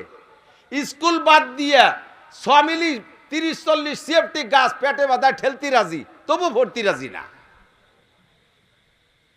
কতক্ষণ পড়ার বয়সে আমার মাদ্রাসার ছাত্র পুরন কবরস্থানের ভাঙ্গা কবরের মধ্যে যে ফলাইছে, যে জায়গা দিনই যাইতে ভয় লাগে যে ওই জায়গা গেলি পারা ফেরেশতারা জিজ্ঞেস করলো মার রব্বুকা, সেই পুরন ভাঙ্গা কবরের মধ্যে ফলাই রয়েছে আমার এক সাথী ছাত্র বয়সে। দিনিয়ে যাইতে সে জায়গা ভয় পাই। তাহলে পড়ালেখা এত কঠিন যে পড়ালেখা বাদ দিয়ে দুনিয়ার কঠিন থেকে কঠিন কাজ করতে রাজি, তবু পড়তে রাজি না। দুনিয়ার কাজের দিক দিয়ে কঠিন কাজ, সবচাইতে কঠিন কাজ লেখাপড়া। আর সবচাইতে শ্রেষ্ঠ ইবাদত কোনটা, এটাও আপনি জবাব দিতে পারবেন না। আল্লাহ পাক, আল্লাহ নবী সাল্লাল্লাহু আলাইহি সাল্লাম বলেন, যেই ইবাদত করলে সবচেয়ে বড় আবেদ হয় সেই ইবাদতের নাম সবচেয়ে বড় ইবাদত। বলেন, যেই ইবাদত করলে, ইবাদত যে করে তারা আবেদ বলে। যেই ইবাদত করলে নবী পাক, যুবক আমাদিক, যেই ইবাদত করলে নবী পাক ওই লোকটাকে, আল্লাহ পাক ওই লোকটাকে সবচেয়ে বড় আবেদ বলে, তাহলে ওই লোকটার ওই ইবাদত সবচেয়ে বড় ইবাদত। সেই ইবাদতটা কি? হুজুর আলাইহিস সালাতু ওয়াস সালাম বলেন, আমার দিক, ইত্তাকিল মাহারিমা তাকুন আবাদান নাস। ইত্তাকিল মাহারিমা তাকুন আবাদান নাস। যদি তুমি দুনিয়ায় সবচেয়ে বড় আবেদ হইতে চাও, সবচেয়ে বড় আবেদ হইতে চাও, আল্লাহর কাছে যদি সবচেয়ে বড় আবেদ হিসেবে পরিগণিত হতে চাও, তাহলে একটা কাজ করো, কাজটা ছোট, ইত্তাকিল মাহারেম। দুনিয়ায় যত হারাম কাজ আছে সব হারাম কাজগুলো পরিহার করে চলো, সমস্ত হারাম কাজগুলো ছেড়ে দাও, তাহলে তুমি হবা সবচাইতে বড় আবেদ। আল্লাহ পাক নিজেই বলেন, ইনতাজতানিবু কাবায়ের। আমার দিক, যত কবিরা গুনাহ আছে সমস্ত কবিরা গুনাহ হালাল না হারাম? জোর হলো না? যত কবিরা গুনাহ আছে হালাল না হারাম? আল্লাহ পাক বলেন, ইনতাজতানিবু কাবায়ের। যদি তুমি কবিরা গুনাহগুলো ছেড়ে দিতে পারো, নবী পাক বলেন, তাকুন আবাদান নাস, তাহলে তুমি হবা সবচাইতে বড় আবেদ। আল্লাহ পাকও বলে নাই, নবীও বলে নাই, সবচেয়ে বেশি নামাজ পড়লে সবচেয়ে বড় আবেদ, সারা রাত দাঁড়ায় দাঁড়ায় নফল পড়লে সবচেয়ে বড় আবেদ, রেগুলার তাহাজ্জুদ পড়লে সবচেয়ে বড় আবেদ, মাসে 2 খতম কোরআন পড়লে সবচেয়ে বড় আবেদ, বছরে 2 বার চরমুনায় যাইতে পারলে সবচেয়ে বড় আবেদ, বছরে 2 বার উমরা করলে সবচেয়ে বড় আবেদ, প্রত্যেক বছর একবার হজ করলে সবচেয়ে বড় আবেদ, লক্ষ লক্ষ কোটি কোটি টাকা দান করলে সবচেয়ে বড় আবেদ, অবিরাম জিকির ফিকিরে থাকলে সবচেয়ে বড় আবেদ, আবেদ, মাথায় পাগড়ি বাঁধতে জুব্ব পরে চললে সবচেয়ে বড় আবেদ। এ কথা আল্লাহ বলে নাই, নবীও বলে নাই। আল্লাহ বলেছেন, নবীও বলেছেন, সবচেয়ে বড় আবেদ হওয়ার জন্য একটাই আমল, তোমার জানা মতে কোরআন সুন্নাহ অনুযায়ী, কোরআন এবং হাদিসে যাকে হারাম বলে, এই সমস্ত হারামগুলো পরিহার করো, তাহলে হবা তুমি সবচেয়ে বড় আবেদ। তাহলে বোঝা যায় সমস্ত হারাম কাজ ছেড়ে দেওয়া সবচেয়ে বড় ইবাদত। বুঝেন নাই? সব হারাম কাজ ছেড়ে দেওয়া সবচেয়ে বড়। কেন বললেন? আরে ভাই আমার দিক, কেন বললেন? ইবাদত করা যতটা কঠিন, হারাম কাজের অভ্যাস থাকলে তাছাড়া তার চাইতে কঠিন। কতক্ষণ? দুধ হালাল, খাইয়ে শুকর আদায় করলে নেকি হয়। দুধ পান করে আলহামদুলিল্লাহ বলছেন, নেকি হয়ে গেছে। দুধ খাওয়া সহজ, কোনো কঠিন না। পানি খাওয়া সহজ, অসাকাহুম রাব্বুহুম শারাবান তাহুরা, আলহামদুলিল্লাহ বললেন, পানি খাওয়া হয়ে গেল, নেকিও হয়ে গেল। শুকর আদায় করা কোনো কঠিন না। কথা বলেন? স্ত্রী আছে আপনার ঘরে, ব্যবহার করা সহজ। রাতের বেলায় স্ত্রী, আপনি এক জায়গা থাকেন, ইচ্ছা মতো স্বামী স্ত্রী বৈবাহিক জীবন যাপন করতে পারতেছেন, ব্যবহার করতেছেন, স্বামী স্ত্রী মিলনে মিলনে নেকি হয়, এ নেকি কামাই করা সহজ। কিন্তু যদি কোনো পুরুষের জিনা করার অভ্যাস থাকে, কোন পরনারীর সাথে পরকিয়া করে, দুঃসম্পর্ক, খারাপ সম্পর্ক করে, খারাপ অভ্যাস থাকে, জিনা করার অভ্যাস থাকে, ঘরে যত বড় সুন্দর স্ত্রী থাকুক না কেন, ওর যদি কোনো জায়গা প্রেম প্রণয় করে সে জায়গা জিনা করার অভ্যাস থাকে, সেখান থেকে উঠে আসা বহুত বড় কঠিন। আসতে কইছেন ঠিক? প্রমাণ হলো যে আপনারা সবাই ভালো, ওই অভ্যাস নাই, দোষ নাই, এটা দোষের কিছু না। যার এই অভ্যাস আছে, তার ঘরে যদি বিশ্ব সুন্দরী প্রিয়াঙ্কা চোপড়াও যদি তার স্ত্রী হয়, বাংলাদেশের চলচ্চিত্রের সুন্দরী নায়িকাও যদি তার স্ত্রী হয়, ওই স্ত্রী ঘরে থাকতে সে যদি এক মহিলার সাথে প্রেম করছে, মহিলার চেহারা আলকাতরাতুন নিসা, কাউসার মতো কালা, নাম তার কাজলি, এই কালার কালা, অথচ তার সাথে ভালোবাসা হয়ে গেছে, সে জায়গা সম্পর্ক চলতেছে, ওই জায়গাতে উঠে আসা বহুত বড় কঠিন। যদি কোনো লোকের ঘুষ খাওয়ার অভ্যাস হয়, যদি কোনো লোকের ঘুষ খাওয়ার অভ্যাস হয়, ওই লোকটা বেতনে তৃপ্তি পায় না। কতক্ষণ? ঘুষ খাওয়ার অভ্যাস হইলে, ঘুষ খাওয়ার অভ্যাস হইলে বেতনে তৃপ্তি পায় না। কারণ বেতন সম্পর্কে জানা আছে, ওটা অনায়াসে অ্যাকাউন্টে ঢুকে যাবে, বেতনটা অনায়াসে অ্যাকাউন্টে তারিখ মতো ঢুকে যাবে, ওটা এনি টাইম যে কোনো সময় বের করে নিয়ে আসতে পারবো। কিন্তু ঘুষে টাকা ছুটে গেলে ধরা কঠিন। এই জন্যই ঘুষের পিছনে হন্য হয়ে ছোটে, আছে না নাই? ঘুষ খাইতে, আল্লাহু আকবার, যে একবার যদি ঘুষের অভ্যাস হয়ে যায়, তাহলে যে জায়গায় গেলে ঘুষ নাই, ওই জায়গাটা পোস্টিং নিতেই চায় না। যে এলাকায় ঘুষ বেশি, লক্ষ লক্ষ টাকা দিয়ে সেই এলাকায় পোস্টিং নেয়। এরকম কিছু আল্লাহওয়ালা অফিসার আছে না? এরকম কিছু দিনদার ভদ্রলোক আছে না, চাকরি বাকরি করে? কোথায় ঘুষ বেশি, পোস্টিং সেই জায়গা নেব।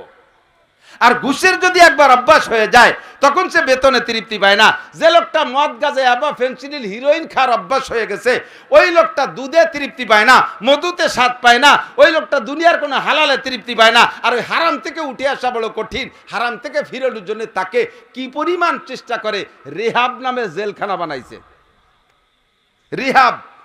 এই রেহাবের ভিতরে নিয়ে 3 মাস 6 মাস পর্যন্ত আটকায় রেখে বাড়ি পাঠায় দেয়। প্রথম দিন আইসেই বিসমিল্লাহ কয়, সেই মদ দিয়ে আর গাঁজা দিয়ে। হারামে অভ্যাস হয়ে গেলে ওখান থেকে উঠে আসা কঠিন। জিনার অভ্যাস হয়ে গেলে ফিরে আসা কঠিন। যদিকের সুদ খাওয়ার অভ্যাসে, আমার দিকে খেয়াল করেন, যদিকের সুদের অভ্যাস হয়ে যায়, ওই লোকটা ব্যবসার টাকায় তৃপ্তি পায় না। ব্যবসায় সামান্য লাভ হয়, আর ব্যবসা করে লাভ করতে তো জানটা বেরোয় যায়। ঢাকার থেকে মাল আনতে হবে, এরপরে বেচতে হবে, খুলনাতে মাল আনতে হবে, তারপরে বেচতে হবে। আর সব মালে লাভ হয় কি হয় না, কোনো নিশ্চয়তা নাই। আল্লাহর ফজলে সুদে টাকার মাইর নেই, ওতে লাভ হবেই হবে। হাজারে 100, লাখে 1000, নাকি লাখে 10,000, হাজারে 100, লাখে 10,000 টাকা দিয়ে জমা দিয়ে স্ট্যাম্পে সই রেখে নাক ডেকে ঘুমাবে, কাবাঘরের মধ্যে বসে বসে তসবিহ তাহলিল করবে, ও না সে ওনার অ্যাকাউন্টের মধ্যে টাকা ঢুকিয়ে যাইবে। সুবহানাল্লাহ, কথা কন না কে? কি বিল্লাহ?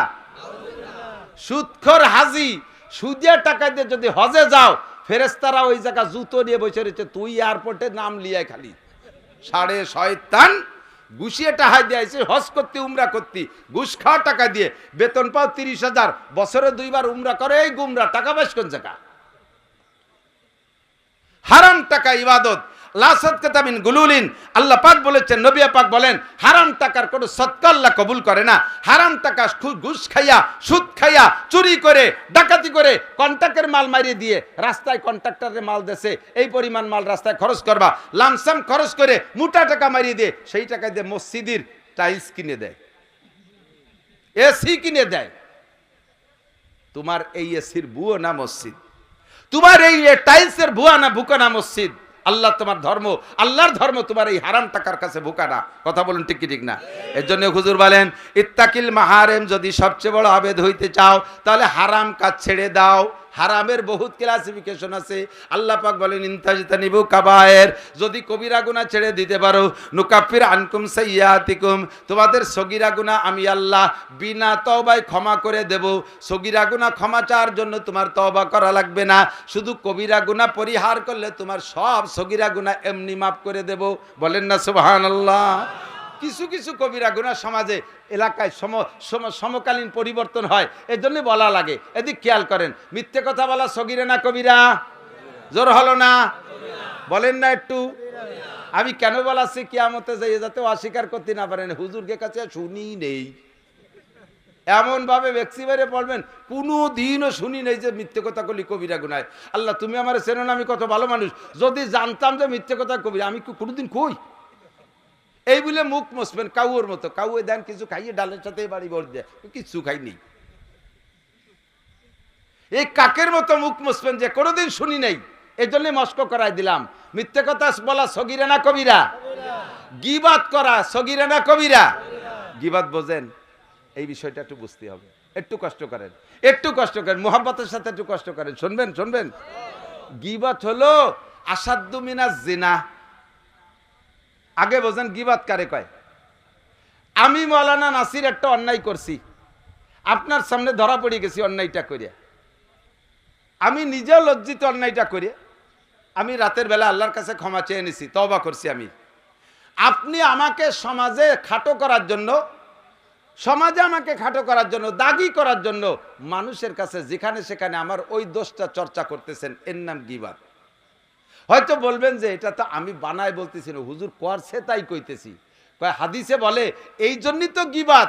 আর হুজুর করে নাই, এটা যদি হুজুরের নামে বানায়, বানাওটি করো, মিথ্যা কথা বানাও, তাহলে তার নাম অপবাদ। তার নাম কি? অপবাদ। আর জিনার গীবাতের চাইতে অপবাদ আরো বড় কঠিন শাস্তি, আরো বড় কঠিন। তো গীবাত হলো কি? আল গীবাত আসাদ্দু মিনাজ জিনা। একজন একটা অন্যায় করছে, ওই অন্যায়টা মানুষের কাছে, মানুষের ভিতরে বলে বেড়ানো, যেই অন্যায়ের কথাটা তাকে বললে সে কষ্ট পাইতো, সেইটা তার সামনে না বলে আড়ালে আড়ালে বলে বেড়াচ্ছেন। আমি আপনাদেরকে অনুমতি দেই, আমার দিক তাকান, আমার দিক তাকান। গীবাতে একটা লাভ আছে। আপনি যার গীবাত করতেছেন, ওই লোকটা যে গুনাহ করছিল, সেই গুনাহটা আপনি আড়ালে বলা বলি করতেছেন না, একটা অন্যায় করছিল, ওই লোকটা ওই অপরাধ করে যে গুনাহ কামাই করছে, আপনি তার গীবাত করার কারণে ওই গুনাহটা আপনার আমলনামায় চলে আসবে, আর আপনার আমলনামা থেকে সমপরিমাণ নেকি যাইয়ে তার সেই শূন্য স্থান পূর্ণ হয়ে যাবে। এজন্যে আমি আপনাদেরকে অনুমতি দিচ্ছি, আপনারা যারা আমারে ভালোবাসেন, আপনারা যারা আমারে মোহাব্বত করেন, আপনারা একটু আমার সম্পর্কে গীবত করবেন। আমার যদি কোনো দোষ জানা থাকে, আমার আড়ালে একটু বলা বলি করবেন, তাতে আমার সহজে একটা ইনকাম, আমি ঘুমোই থাকবো, আর আপনি আমার নেকি পাঠাই দিচ্ছেন আপনার আমলনামা থেকে, আর আমার ওই গুনার নেকিটা আপনি নিয়ে যাচ্ছেন। আপনার মতো বন্ধু হয় না আমার, আপনি আমার পরম চরম বন্ধু। কাজে এই কাজটা আপনারা করবেন, পারবেন তো ইনশাআল্লাহ? আমার এই উপকারটা করবেন না, করবেন কারে? যে আপনার শত্রু, যে আপনার দুশ্মন, যে আপনার ক্ষতি করে, তার এই উপকারটা আপনি করতেছেন। যত মানুষ সমালোচনা করে, শত্রুদের সমালোচনাই বেশি করে। কথা বলুন ঠিক না? এই গীবতের থেকে বাঁচেন। গান গাওয়া, গান শোনা জায়েজ না না জায়েজ? আরে কথা কয় না। হালাল না হারাম? বাজনা, বক্স, ডেক্স, ঢোলের বাড়ি, গিটার, হারমোনিয়াম, এই কনসার্ট করা, বিবাহ অনুষ্ঠান, মুসলমানি অনুষ্ঠানে বড় বড় বক্স নিয়ে বড় বড় ধুমধাড়াক্কা গান বাজনা গাওয়া বাজানো, এগুলো হারাম না হালাল? হালাল না হারাম? একটু বলেন না, হারাম না হালাল? হালাল না হারাম? জোর হলো না? বলছেন তো? কিয়ামতে আর আমার কোনো বিপদ নেই, আমার দায়িত্ব আমার খালাস। মুসলমানের অনুষ্ঠানে বিবাহ অনুষ্ঠান, মুসলমানি অনুষ্ঠান, আকিকা অনুষ্ঠান, অলিমা অনুষ্ঠান, বউ ভাত অনুষ্ঠান, এমনকি ইদানিং ঈদ উপলক্ষে যুবকরা বাড়ি এই সমস্ত বড় ভাই নিয়ে ডিজে কয় নাকি ডিজে, এই ডিজে বাজানো শুরু করে দিছে। যেই বাড়ি এগুলো মেজবারুশ শায়াতিন, কিয়ামতের আলামত। আমার দিক তাকান, হুজুর বলেন ওয়াজহারাতিল মাযিফুল কায়নাত, কিয়ামত আসতেছে তার পূর্বাভাস হিসেবে জেনে নাও। 15টা আলামতের ভিতরে একটা হুজুর বলেন ওয়াজহারাতিল মাযিফুল কায়নাত, মুসলমানদের ভিতরে গান বাজনা বাদ্যযন্ত্র বেড়ে যাবে, মুসলমানরা গান বাজনা বাদ্যযন্ত্র বাড়ায় নেবে, এত পরিমাণ হবে যে ধর্মীয় প্রোগ্রামের ভিতরে বাজনা, ইদানিং এই যে ইসলামিক সঙ্গীত নামে গজল বানাইছে না, দেখবেন, খেয়াল করবেন, লক্ষ্য করে শুনবেন, এমনভাবে বক্সের এই সাউন্ডগুলো সেট করে যে প্রত্যেকটা আওয়াজের সাথে একটা বাজনার ধ্বনি ওর মধ্যে থেকে বেরোয় আসে। এজন্য হাটাজারি, দেওবান, পাকিস্তানের বড় বড় দারুল ইফতা, বাংলাদেশের বড় বড় দারুল ইফতা থেকে এই জাতীয় ইসলামী সঙ্গীতকে নাজায়েজ ঘোষণা দেওয়া হয়েছে। আর এই ইসলামী সঙ্গীতের নামে হাজার হাজার নারীদের চরিত্র নষ্ট করে, একেবারে সচক্ষে বাস্তব। আমিও আজ করে নামে গেছি, এরপরে আমার পরে আর এক বক্তা উঠছে, বড় কণ্ঠওয়ালা বক্তা। এমনি মোটামুটি আমি আলোচনার পরে যে এলাকা আমার পরিচিতি আছে, বিশেষ করে আপনাদের মাগুরা, আমার ফরিদপুর, গোপালগঞ্জ এই এলাকায় আমার হজের পরে যে হজের সময় যে পরিমাণ লোক থাকে, আমি ছেড়ে দেওয়ার পরে পরে ভালো উঁচু মানের কোনো বক্তা না হলে একটু ভাঙচুর লেগে যায়। তো আমার পরে যে বক্তারে দিয়েছে সে বক্তা অতটা প্রসিদ্ধ না, ও একটা কৌশল অবলম্বন করছে, যাইয়ে একটা গজলের টান দেবে, গজলের টানে লোকজন সব জমিয়ে যাবে। তার টেকনিকটা ঠিক আছে, কণ্ঠ সেই কণ্ঠ। তা আমি নেমে মাত্র গেছি, পর্দা দিয়ে প্যান্ডেল ঘেরা, পর্দার ওই পাশে মহিলারা বসা আর এই ভিতরে পুরুষরা। ও যাইয়েই ওই গজলটা গাইছে, সাবধানে থাকিও নারী পর্দার আড়ালে, এমন টান, আমি দাঁড়াই গেছি, সাবধানে থাকিও নারী পর্দার আড়ালে। কর সাথে সাথে তার সুরি ওই পর্দা উঁচু, ওই পাশে বিটিরা যা ছিল সব মাঠে চলে গেছে। সে গায়ে যে পর্দার আড়ালে সাবধানে থাকো, তার শরীর ঠেলায় মহিলারা পর্দা ফাটাইয়ে চলে গেছে ভিতরে। এই জাতীয় সঙ্গীত কণ্ঠ এগুলো সম্পূর্ণ হারাম। আর ওর ভিতরে বাজনা ঢুকায়।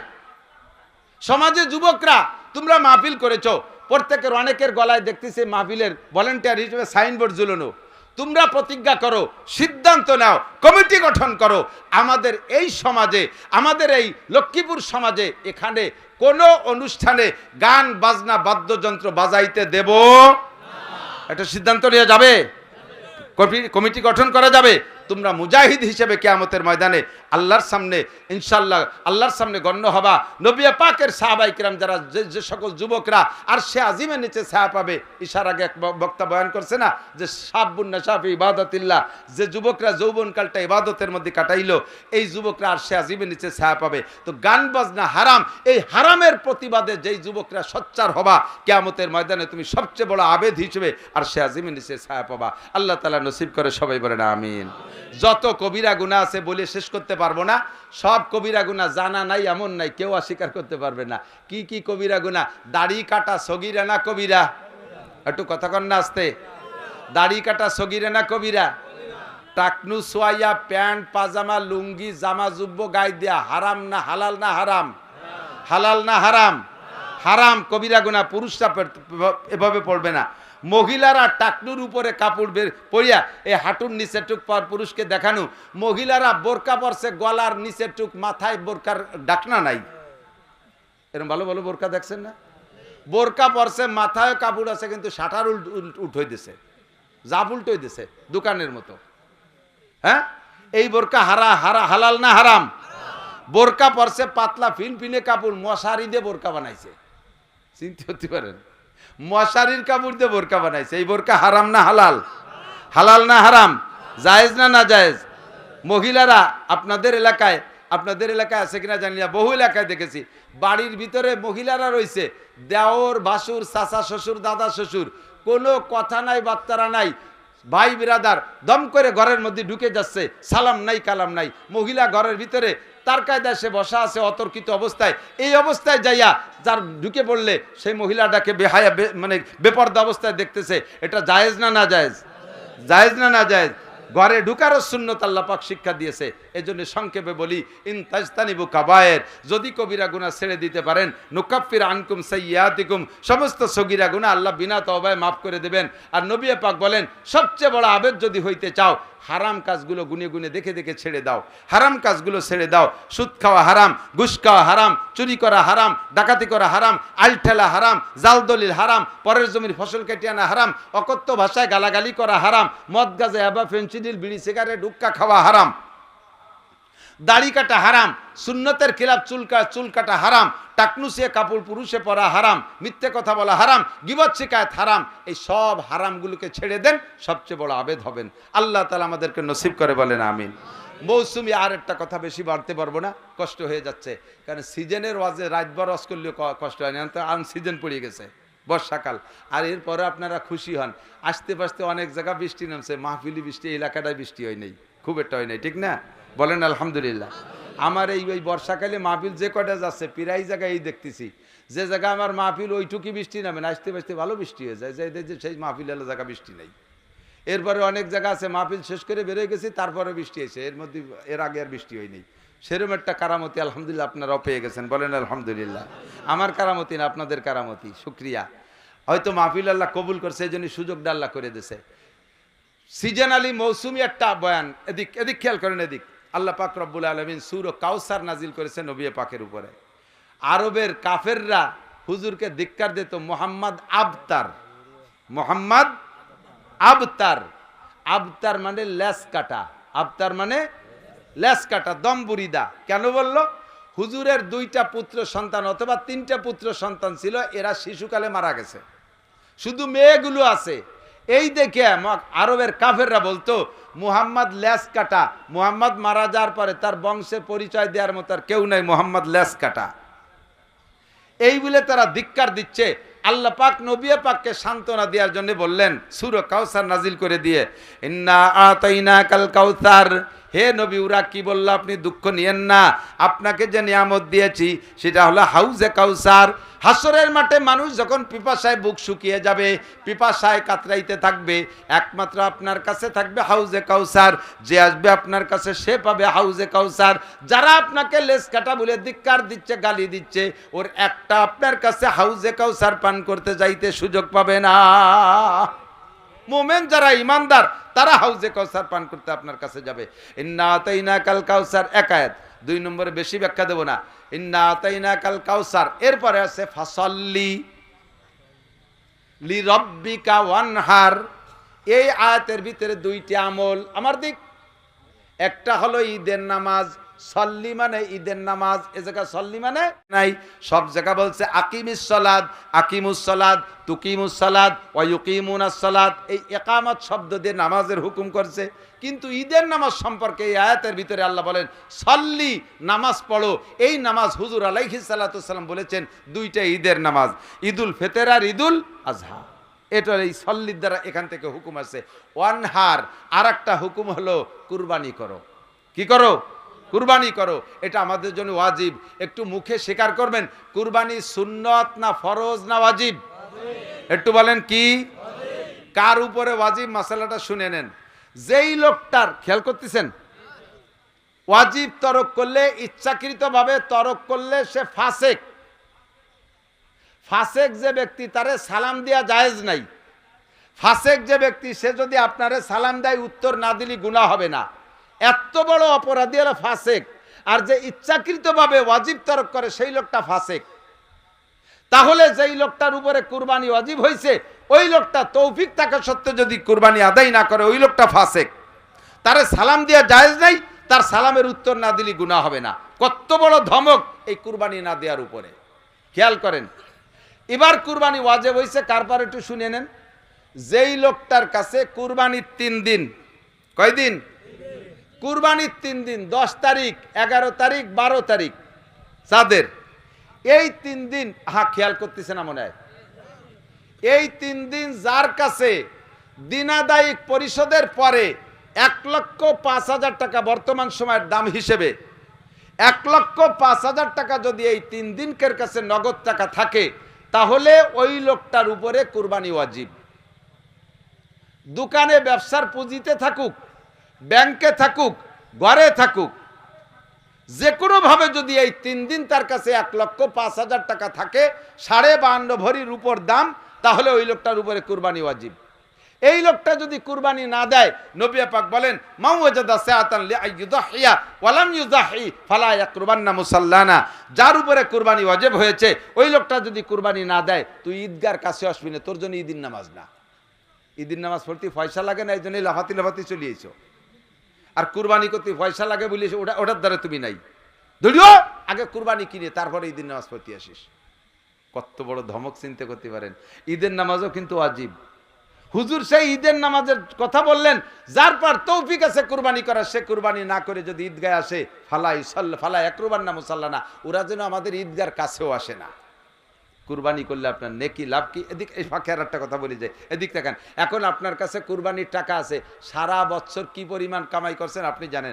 ভ্যান চালান, রিক্সা চালান, কামলা কিষেন দেন, দৈনন্দিন সংসার চালাইয়া আপনি 1 টাকাও কারো কাছে দিনাও না, আবার 1 টাকা জমাও রাখতে পারেন, সমান সমান আছেন। কিন্তু একটা কাজ করছেন, সেটা হলো আপনার পালে একটা গরু আছে, একটা ষাঁড় আইডিয়া, আপনার পালে গাই আছে, বাছুর আছে, গরু আছে, যেগুলোর কামাই রোজগার খাচ্ছেন, ওগুলোর পর অজীব হবে না। যখন আপনার কাছে ক্যাশ টাকা বানাই ফেলবেন, তখন হলো হুকুম। এবার খেয়াল করেন, আপনার পালে একটা ষাঁড় আছে, একটা এড়ে গরু আছে, এইটারে পাইলে ভুষে বড় করছেন, কুরবানির উপলক্ষে হাটে, কুরবানির 2 দিন আগে হাটে বিক্রি করছেন 2.5 লাখ টাকা। এই 2.5 লাখ টাকা ক্যাশ আপনার কাছে আছে, বাস আপনি ধনী হয়ে গেছেন, ওর থেকে আপনার কুরবানি দেওয়া ওয়াজিব। এমনকি তাই বলে কি সারা বছর ভরি একটা গরু পাইলে বড় বানাইছি, তাহলে সেই গরুটাই তো বইতে দেবো? আল্লাহ কয় তোমার কাছে অত বড় গরু চাচ্ছি রে, তুমি ওই 2.5 লাখ টাকাতে 10,000 টাকা দিয়ে একটা ছাগল কিনে দাও, তাতেই হয়ে যাবে। 10,000 টাকা দিয়ে একটা ছাগল কিনে দাও, অথবা 10,000 টাকা দিয়ে একটা ভাগ থাকো, 7 ভাগের 1 ভাগ, তাতেই তোমার ওয়াজিব আদায় হয়ে যাবে। তোমার ওই 2.5 লাখ টাকা বেশি আবার 2.5 লাখ টাকা দিয়ে আর একটা কিনে আমি কুরবানি দিতে কই না।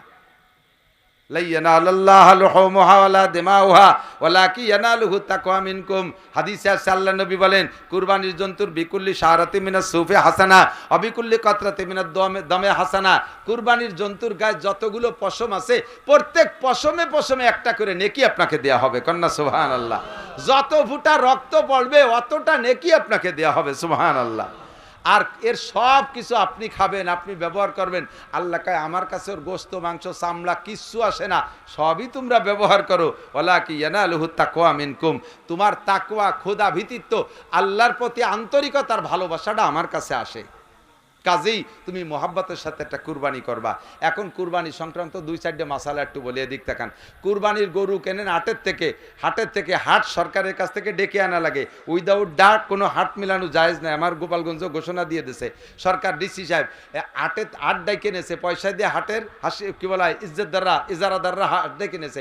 আপনি হাটে যাইয়া গরু সাইজ করে দাম দর ঠিক করে বাড়ি আইনে লেনদেন শোধ করছেন, বাড়ি আইনে টাকা পরিশোধ করছেন হাসিলির টাকা দেওয়ার ভয়তে।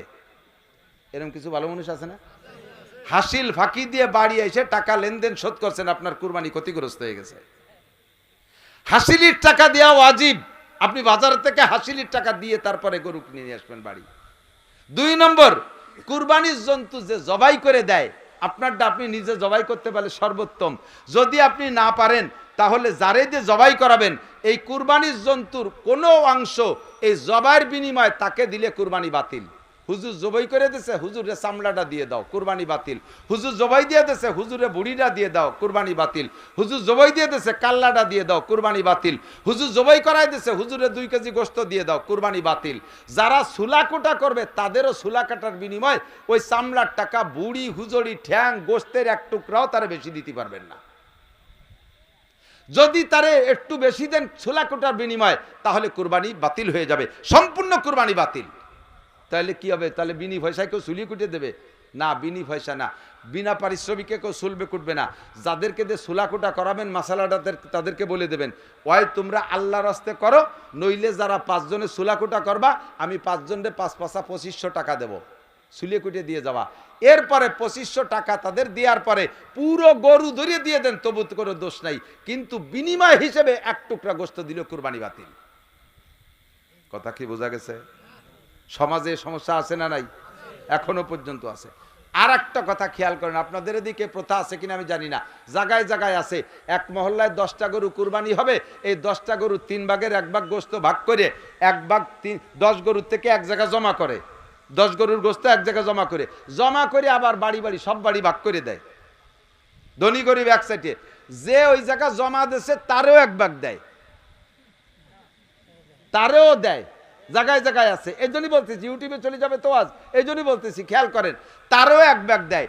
এই ভাগটা তার নিয়া কেমন, যেই গোস্ত ভাগ করে সবাই রে দেশে তার থেকে 1 ভাগ তারও দেশে, ওই গোশের মধ্যে ওই লোকটার দেয়া গোশও আছে না? তাহলে আর হাদিসে আসছে কোন জিনিস দিয়ে সেই জিনিস আবার ফেরত দিয়া বমি হইরে খাওয়ার মতো, কোন জিনিস কেউকে দিয়ে সেই জিনিস আবার নিজে ফেরত নেয়া এটা বমি করে খাওয়ার মতো। আপনি গরিবদের উদ্দেশ্যে দান করে দিয়েছেন 3 ভাগের 1 ভাগ, আবার সেই জায়গা থেকে ভাগেরটা নিয়েছেন, তাহলে আপনার দেয়া জিনিস আপনার নেওয়া হচ্ছে না? এই বমি হইরে খাওয়ার মতো এই কামের মধ্যে যাবেন না, যার যার স্বাধীন মতে দেবেন। আর একটা জিনিস খেয়াল করবেন, গোস্ত দেওয়ার জন্য গরিবদের হাতে দেবেন, খুব যত্ন সহকারে দেবেন, তাচ্ছিল্যের সাথে দেবেন না, ব্যঙ্গ ঠাট্টা করে দেবেন না, খারাপ গোস্ত দেবেন না। চুটির গোস্ত, সিনের গোস্ত, ফাঁসার গোস্ত, মোটা গোস্ত সব নিয়ে আপনার কয়বর বই তুইছেন ডিপ ফ্রিজ, আর যত আড়গোল বাঙ্গাড়ি বুঙ্গড়ি এই নিয়ে গরিবকে দেওয়ার জন্য বইছেনটা জুড়ি বইরে নিয়ে। গরিবরা কয় আল্লাহ দেখলে সর্বনাশটা করলো কি, আর একখান মারি দেশে তার সিলভারের আড়ি তলা ফুটে এবারে চলে গেছে। বড় লোকরা 3 তলার থেকে প্যাকেট ধরে ছাড়িয়ে দেয় গরিবদের কাছে, ও বড় লোক তোরে গাড় ধরে নামাই আল্লাহ তাআলা ব্যাগ হাতে করে বাড়ি বাড়ি ঘুরাইতে পারে, আর যার ব্যাগের কাছে যার হাতে আজকে 3 তলার থেকে ব্যাগ ছাড়িয়ে দিছিস, ওরে আল্লাহ তাআলা ওই 3 তলা উঠাইয়া তোর হাতে ওইরকম ব্যাগ ছাড়াইতে পারে কি পারে না? কুরবানির গোস্ত দেবেন, মা বোনরাও খুব যত্ন সহকারে দেবেন, সম্মানের সাথে দেবেন, কম দিলেও বলবেন বেশি তো হয় না, এবার যা পারছি তাই দিছি, একটু দেখে শুনে দেবেন, একটু হাড় একটু গোস্ত যাতে এক লোকমা তারা খাইতে পারে এমন সুন্দর করে দেবেন। আপনি এবার তৌফিক না থাকলেও কুরবানি করেন, আগামী বছর আল্লাহ তাআলা আপনাকে তৌফিক দিয়ে দেবে। এবার ছোট তৌফিকের কারণে ছোট একটা দেন, আগামী বছর আল্লাহ এর চেয়ে বড় একটা দেবে। আমি সর্বপ্রথম কুরবানি শুরু করছি ফারে ঘর পরে 1400 টাকায় 1 ভাগ, 7 ভাগের 1 ভাগ নিয়ে, সেই থেকে দিতে দিতে আল্লাহ তাআলা তৌফিক দিতে দিতে গত বছর দিছি 2.5 লাখ টাকা দিয়ে একটা, আর এবছর একটা মনে মনে ঠিক করছি 2 লাখের উপরে দাম। আমারে আল্লাহ তাআলা প্রত্যেক বছর তৌফিক বাড়ায় দিচ্ছে। আমি যদি এবার কই না টাকা আছে দেব না, প্রত্যেক বছর কি দেওয়া যায় নাকি, দরকার নাই, আল্লাহ যদি কয় ঠিক আছে তুমি যখন দিবাই না, তোমারও দেবো না, তোমার আগামীবার দেওয়া লাগবে না, তুমি ব্যাগ নিয়ে বাড়ি বাড়ি ঘুরি বেড়াও কিলোমিটার গেটি ধরে আল্লাহ নামাই দিতে পারে কি পারে না? এই জন্যে এবার ফ্যামিলিতে এদিক থাকেন। আর একটা মশালা বলি, আপনিও ধনী, আপনার স্ত্রীও কিন্তু ধনী। কুরবানি খালি গোস্ত খাওয়ার জন্য বাড়ির ফ্যামিলি থেকে একজন দিলেই হবে না, আপনিও ধনী আছেন, আপনার ফ্যামিলি, আপনার স্ত্রীর কাছেও টাকা আছে আলাদা, তার টাকা আছে 1.5 লাখ, স্ত্রীর উপরে অজীব, আপনার মার কাছে টাকা আছে তারপর অজীব, আপনার বড় ছেলে সাবালেক কামাই রোজগার করে তার আলাদা কয়টা টাকা আছে তা 1.5 লাখ, তারপরও অজীব। কাজেই ফ্যামিলি সবাই মিলে একটা গরু কিনে প্রত্যেকের টাকার থেকে টাকা দেবেন, প্রত্যেকের টাকার থেকে টাকা দিয়ে আলাদা আলাদা নাম ওর মধ্যে বসাই দিয়ে যার যার জিম্মাদারি খালাস হয়ে যাবেন। যে বাড়ির থেকে একজন দিলি হলো গোস্ত একটু খাতি হবে, মেবাই দিচ্ছে, তা আমাকে দেওয়া লাগবে কি? অনেক মুরব্বীরা আছে কয় না কুরবানি এবার করবো না, যারা খাবে সে যারা খাবে তারা বাড়ি নাই, ওনার যে শগুন গরু খাবে সে শগুন ড্রাইভার বাড়ি নাই, শগুন ড্রাইভার ডাকা রয়েছে, শগুন কয়টা বলে আসবে না। তো তুমি কি কুরবানি দিবা তোমার শগুনকে খাওয়ানোর জন্য? দেশের গরিবরা সারা বছর পোল্ট্রি কিনে খাইছে, 1 কেজি গরুর গোশত 800 টাকা দিয়ে কিনে খাতে পারে না, তাদের জন্য আল্লাহ তাআলা তোমারে কুরবানি করে দিতে কইছে, আর তোমার শগুন কয়টা আসবে না বলে দিবা না। এই ফাজলামি বাদ দাও, গরু কিনবা সাম্মিনু দহায়াকুম, হুজুর বলেন কুরবানির জন্তুকে মোটা বানাও, বেশি গোশত হবে, গরিবকে দিতে পারবা। আর আপনারে ছেলে টাকা দিয়েছে বিদেশের থেকে 5 লাখ, আব্বা 8-এর ভিতরে সবচেয়ে বড় গরু কিনে নিয়ে আসবেন, আব্বা তাতে 4.5 লাখ টাকা ব্যাংকে থুইয়া 50,000 টাকায় দিয়ে একটা প্যারালাইসিসের রুগী কিনে নিয়েছে। ওর বাপেরও যে বয়স গরুরও সেই বয়স, 2 দোস্ত একসাথে ভ্যানে আইছে, গরু আইটি আসার মতো না, গরুরে আইনে মেয়ের কুঠির সাথে বাঁধতে থুইছে, ময়না ডুলে এরম ঝুলতিছে, না লাসছে 2 দিন আগে, বাপ ভালো না, চোখ গুলাই গেছে, যাইয়ে হুজুর দেখা, হুজুর আগের দিন জবাই দিলি হয় নাকি, এ তো বাপ ভালো না, কাল পর্যন্ত টেকবে না। শয়তান, ছেলেতে 5 লাখ টাকা পাঠাইছে গরু কিনতি, আর তুমি 4.5 লাখ টাকা মাইরি দিয়ে 50,000 টাকা দিয়ে প্যারালাইসিস কিনে নিয়েছো। আগামী বছর তোর ছেলেরও আল্লাহ তাআলা তৌফিক মিস করে দিতে পারে। কাজেই কুরবানি করব স্বতঃস্ফূর্তভাবে। রাজি আছেন না?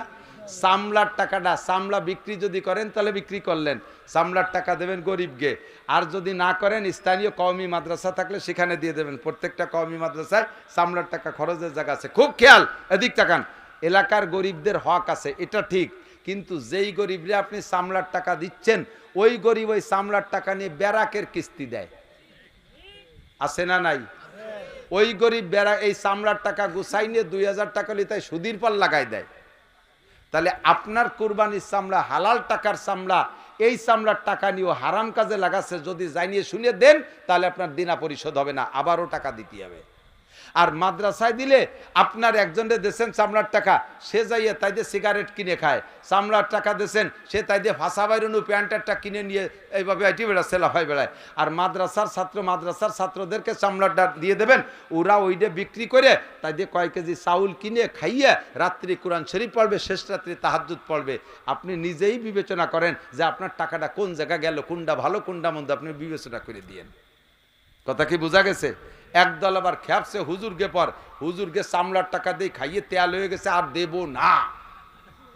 তোমার চামড়ার টাকা না দিলে হুজুর মরিয়ে সাপ হয়ে যাবে, তা যাবে না। হুজুরকে রিজিকের মালিক কে? বহুজনে এরকম স্ট্রাইক করছে জীবনে, 55 বছর বয়সে দেখছি। কওমি মাদ্রাসার পর বহুজনে স্ট্রাইক করে।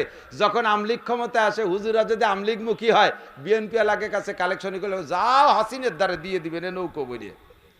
আবার যদি হুজুররা 4 দলীয় জোট করে আমলিগালা ঠকে যায়, আমলিগির বাড়ি কালেকশনে করলে যাও খালেদা জিয়ার সুন্দরীর আসলে তলে দিবেনে বস্তা ভরিয়ে।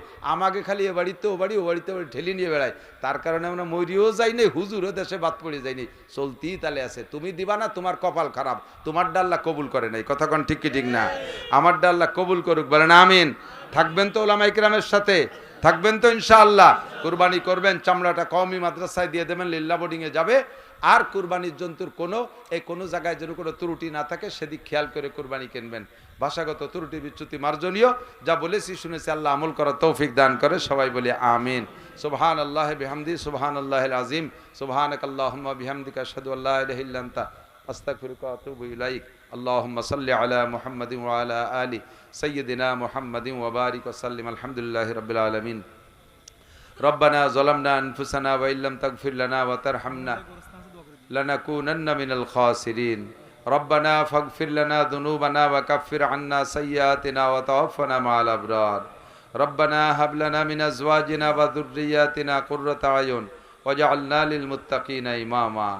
আয় রব্বুল আলামিন, এই গভীর রাত পর্যন্ত হজের মৌসুমে তোমার নেককার দিনদার ইমানদার পরহেজগার বান্দাবান্দীদেরকে সাথে নিয়ে যা পারছি কোরআন হাদিসের আলোচনা করে শাহী দরবারে ভিক্ষার দুখানা হাত তুলেছি। দয়া করে মায়া করে মেহরবানি করে আমাদের জীবনে সব গুনাহ মাফ করে দাও। যে সকল গুনার আলোচনা এখানে করেছি, কবিরা সগীরা, এ গুনাহগুলো আমরা নিয়মিত করে থাকি। মাঝে মাঝে তওবাও করি, আবার নফসর শয়তানের কাছে হেরে যাই, তওবা ভঙ্গ হয়ে যায়। আল্লাহ, হজের মৌসুমে লক্ষ লক্ষ হাজিদেরকে তুমি ক্ষমা করে দিবা, সেই সাথে আমাদেরকে তুমি শেষবারের মতো ক্ষমা করে দাও। আমাদের গুনাহগুলো সব মাফ করে দাও। আয় মেহেরবান আল্লাহ, আমাদের আব্বা মা দাদা দাদি নানা নানি আত্মীয় স্বজন যারা কবরে চলে গেছে সমস্ত মরহুম মুর্দাগানদেরকে মাফ করে দাও। আয় আল্লাহ, আশপাশের কবরস্থানে যত কবরবাসী শুয়ে আছে সব কবরবাসীদেরকে মাফ করে দাও। সকলের কবরে জান্নাতুল ফেরদাউসের দরজা খুলে দাও। সকলের কবর আযাব মাফ করে দাও। যে কথাগুলো আলোচনা করেছি সব কথার পর আমল করা তৌফিক দান করো। আমাদের সকলকে আল্লাহ হজ্জে খানায় কাবা মক্কা মদিনা জিয়ারত নসিব করো। জীবনে একটা বার হলেও সকলকে হজ করার তৌফিক দান করো। যারা গিয়েছি তাদের বারবার যাওয়ার তৌফিক দান করো। আয় রব্বুল আলামিন, আসন্ন কুরবানি আমাদের সকলকে করার তৌফিক দান করো। ইখলাসের সাথে কুরবানি করার তৌফিক দান করো। রিয়া সুমা থেকে হেফাজত করো। আয় আল্লাহ, আমাদেরকে বড় ধরনের কুরবানি করার তৌফিক দান করো। মাহফিলের ইন্তজাম যারা করেছে তাদের আমলনামা নেকি দ্বারা ভরপুর করে দাও। আয় আল্লাহ, কমিটির সকল সদস্যকে তুমি কবুল করে নাও। ইমাম সাহেব মুয়াজ্জিন সাহেবদেরকে কবুল করে নাও। আয় আল্লাহ, মাইক অপারেটররা যারা এখানে খেদমত করেছে তাদেরকেও তুমি কবুল করে নাও। সবাইকে নামাজি নেককার দিনদার পরহেজগার বানায় দাও। আয় আল্লাহ, মা বোন পর্দার আড়ালে বয়ান শুনেছে তাদের জন্য যে কথাগুলো আসছে তাদেরকেও সে কথার পর আমল করার তৌফিক দান করো। আয় রব্বুল আলামিন আমাদের সকলকে সব বিষয়ের পর আমল করার তৌফিক দান করো। আমরা যারা অসুস্থ রোগী, আরও অনেক রোগীরা দোয়া চেয়েছে, অনেকের ঘরে দীর্ঘদিনের পীড়িত রোগী আছে, ডাক্তাররা ফেল হয়ে গেছে। রব্বুল আলামিন তোমার অপারেশন লাগে না, ইঞ্জেকশন লাগে না, ঔষধ লাগে না, তুমি কোন বললে সুস্থ হয়ে যায়। সব রোগীদেরকে তুমি সুস্থ করে দাও, সব রোগীদেরকে সুস্থ করে দাও। কার কি রোগ আছে আমি জানি না, তুমি জানো আর রোগী জানে। সব রোগীদেরকে সুস্থ করে দাও। আমার মা অনেক বয়স হয়ে গেছে, বৃদ্ধা হয়ে গেছে, চলতে পারে না। আয় আল্লাহ বড় অসহায় হয়ে গেছে, যদি আমার মায়ের হায়াত থাকে তাহলে আমার মাকে পূর্ণ সুস্থ করে দাও। যদি সুস্থতা মঞ্জুর না থাকে ঘরে ফেলায় আর কষ্ট দিও না আল্লাহ। তুমি তোমার বান্দিকে ইমানের সাথে রহমতের কোলে তুলে নাও। আয় আল্লাহ রাব্বুল আলামিন এমন করে অনেকের ঘরে পীড়িত দীর্ঘদিনের রোগী, যদি তাদের চিকিৎসা নাই থাকে, সুস্থতা মঞ্জুর নাই থাকে, ঘরে ফেলায় কষ্ট না দিয়ে ইমানের সাথে নিয়ে নাও। ফিলিস্তিন গাজার মুসলমানদেরকে আল্লাহ বিজয়ী করে দাও, তাদের উপরে আসমানি রহমত নাজিল করো, গায়েবী সাহায্য তাদের জন্য পাঠায় দাও। তাদের সাথে যারা শত্রুতাই করতেছে, আয় আল্লাহ ডাইরেক্ট ইনডাইরেক্ট সকলকে তুমি উপযুক্ত শিক্ষা দিয়ে দাও। অনেক মুসলমানরা মুনাফিকি করতেছে তাদের সাথে, এই মুনাফিকদেরকে তুমি শিক্ষা দিয়ে দাও। মধ্যপ্রাচ্যের মুনাফিকদেরকে তুমি উপযুক্ত শিক্ষা দিয়ে দাও। নেতানিয়াহু ডোনাল্ড ট্রাম্পের গোষ্ঠীকে আল্লাহ উপযুক্ত শিক্ষা দিয়ে দাও। আয় আল্লাহ আমাদের দোয়া তোমার হাবিবের তোফাইলে কবুল করে নাও। সাল্লাল্লাহু তাআলা আলা খায়রি খালকিহি মুহাম্মাদিন ওয়া আলিহি ওয়া আসহাবিহি আজমাইন বিরহমাতিকা ইয়া আরহামার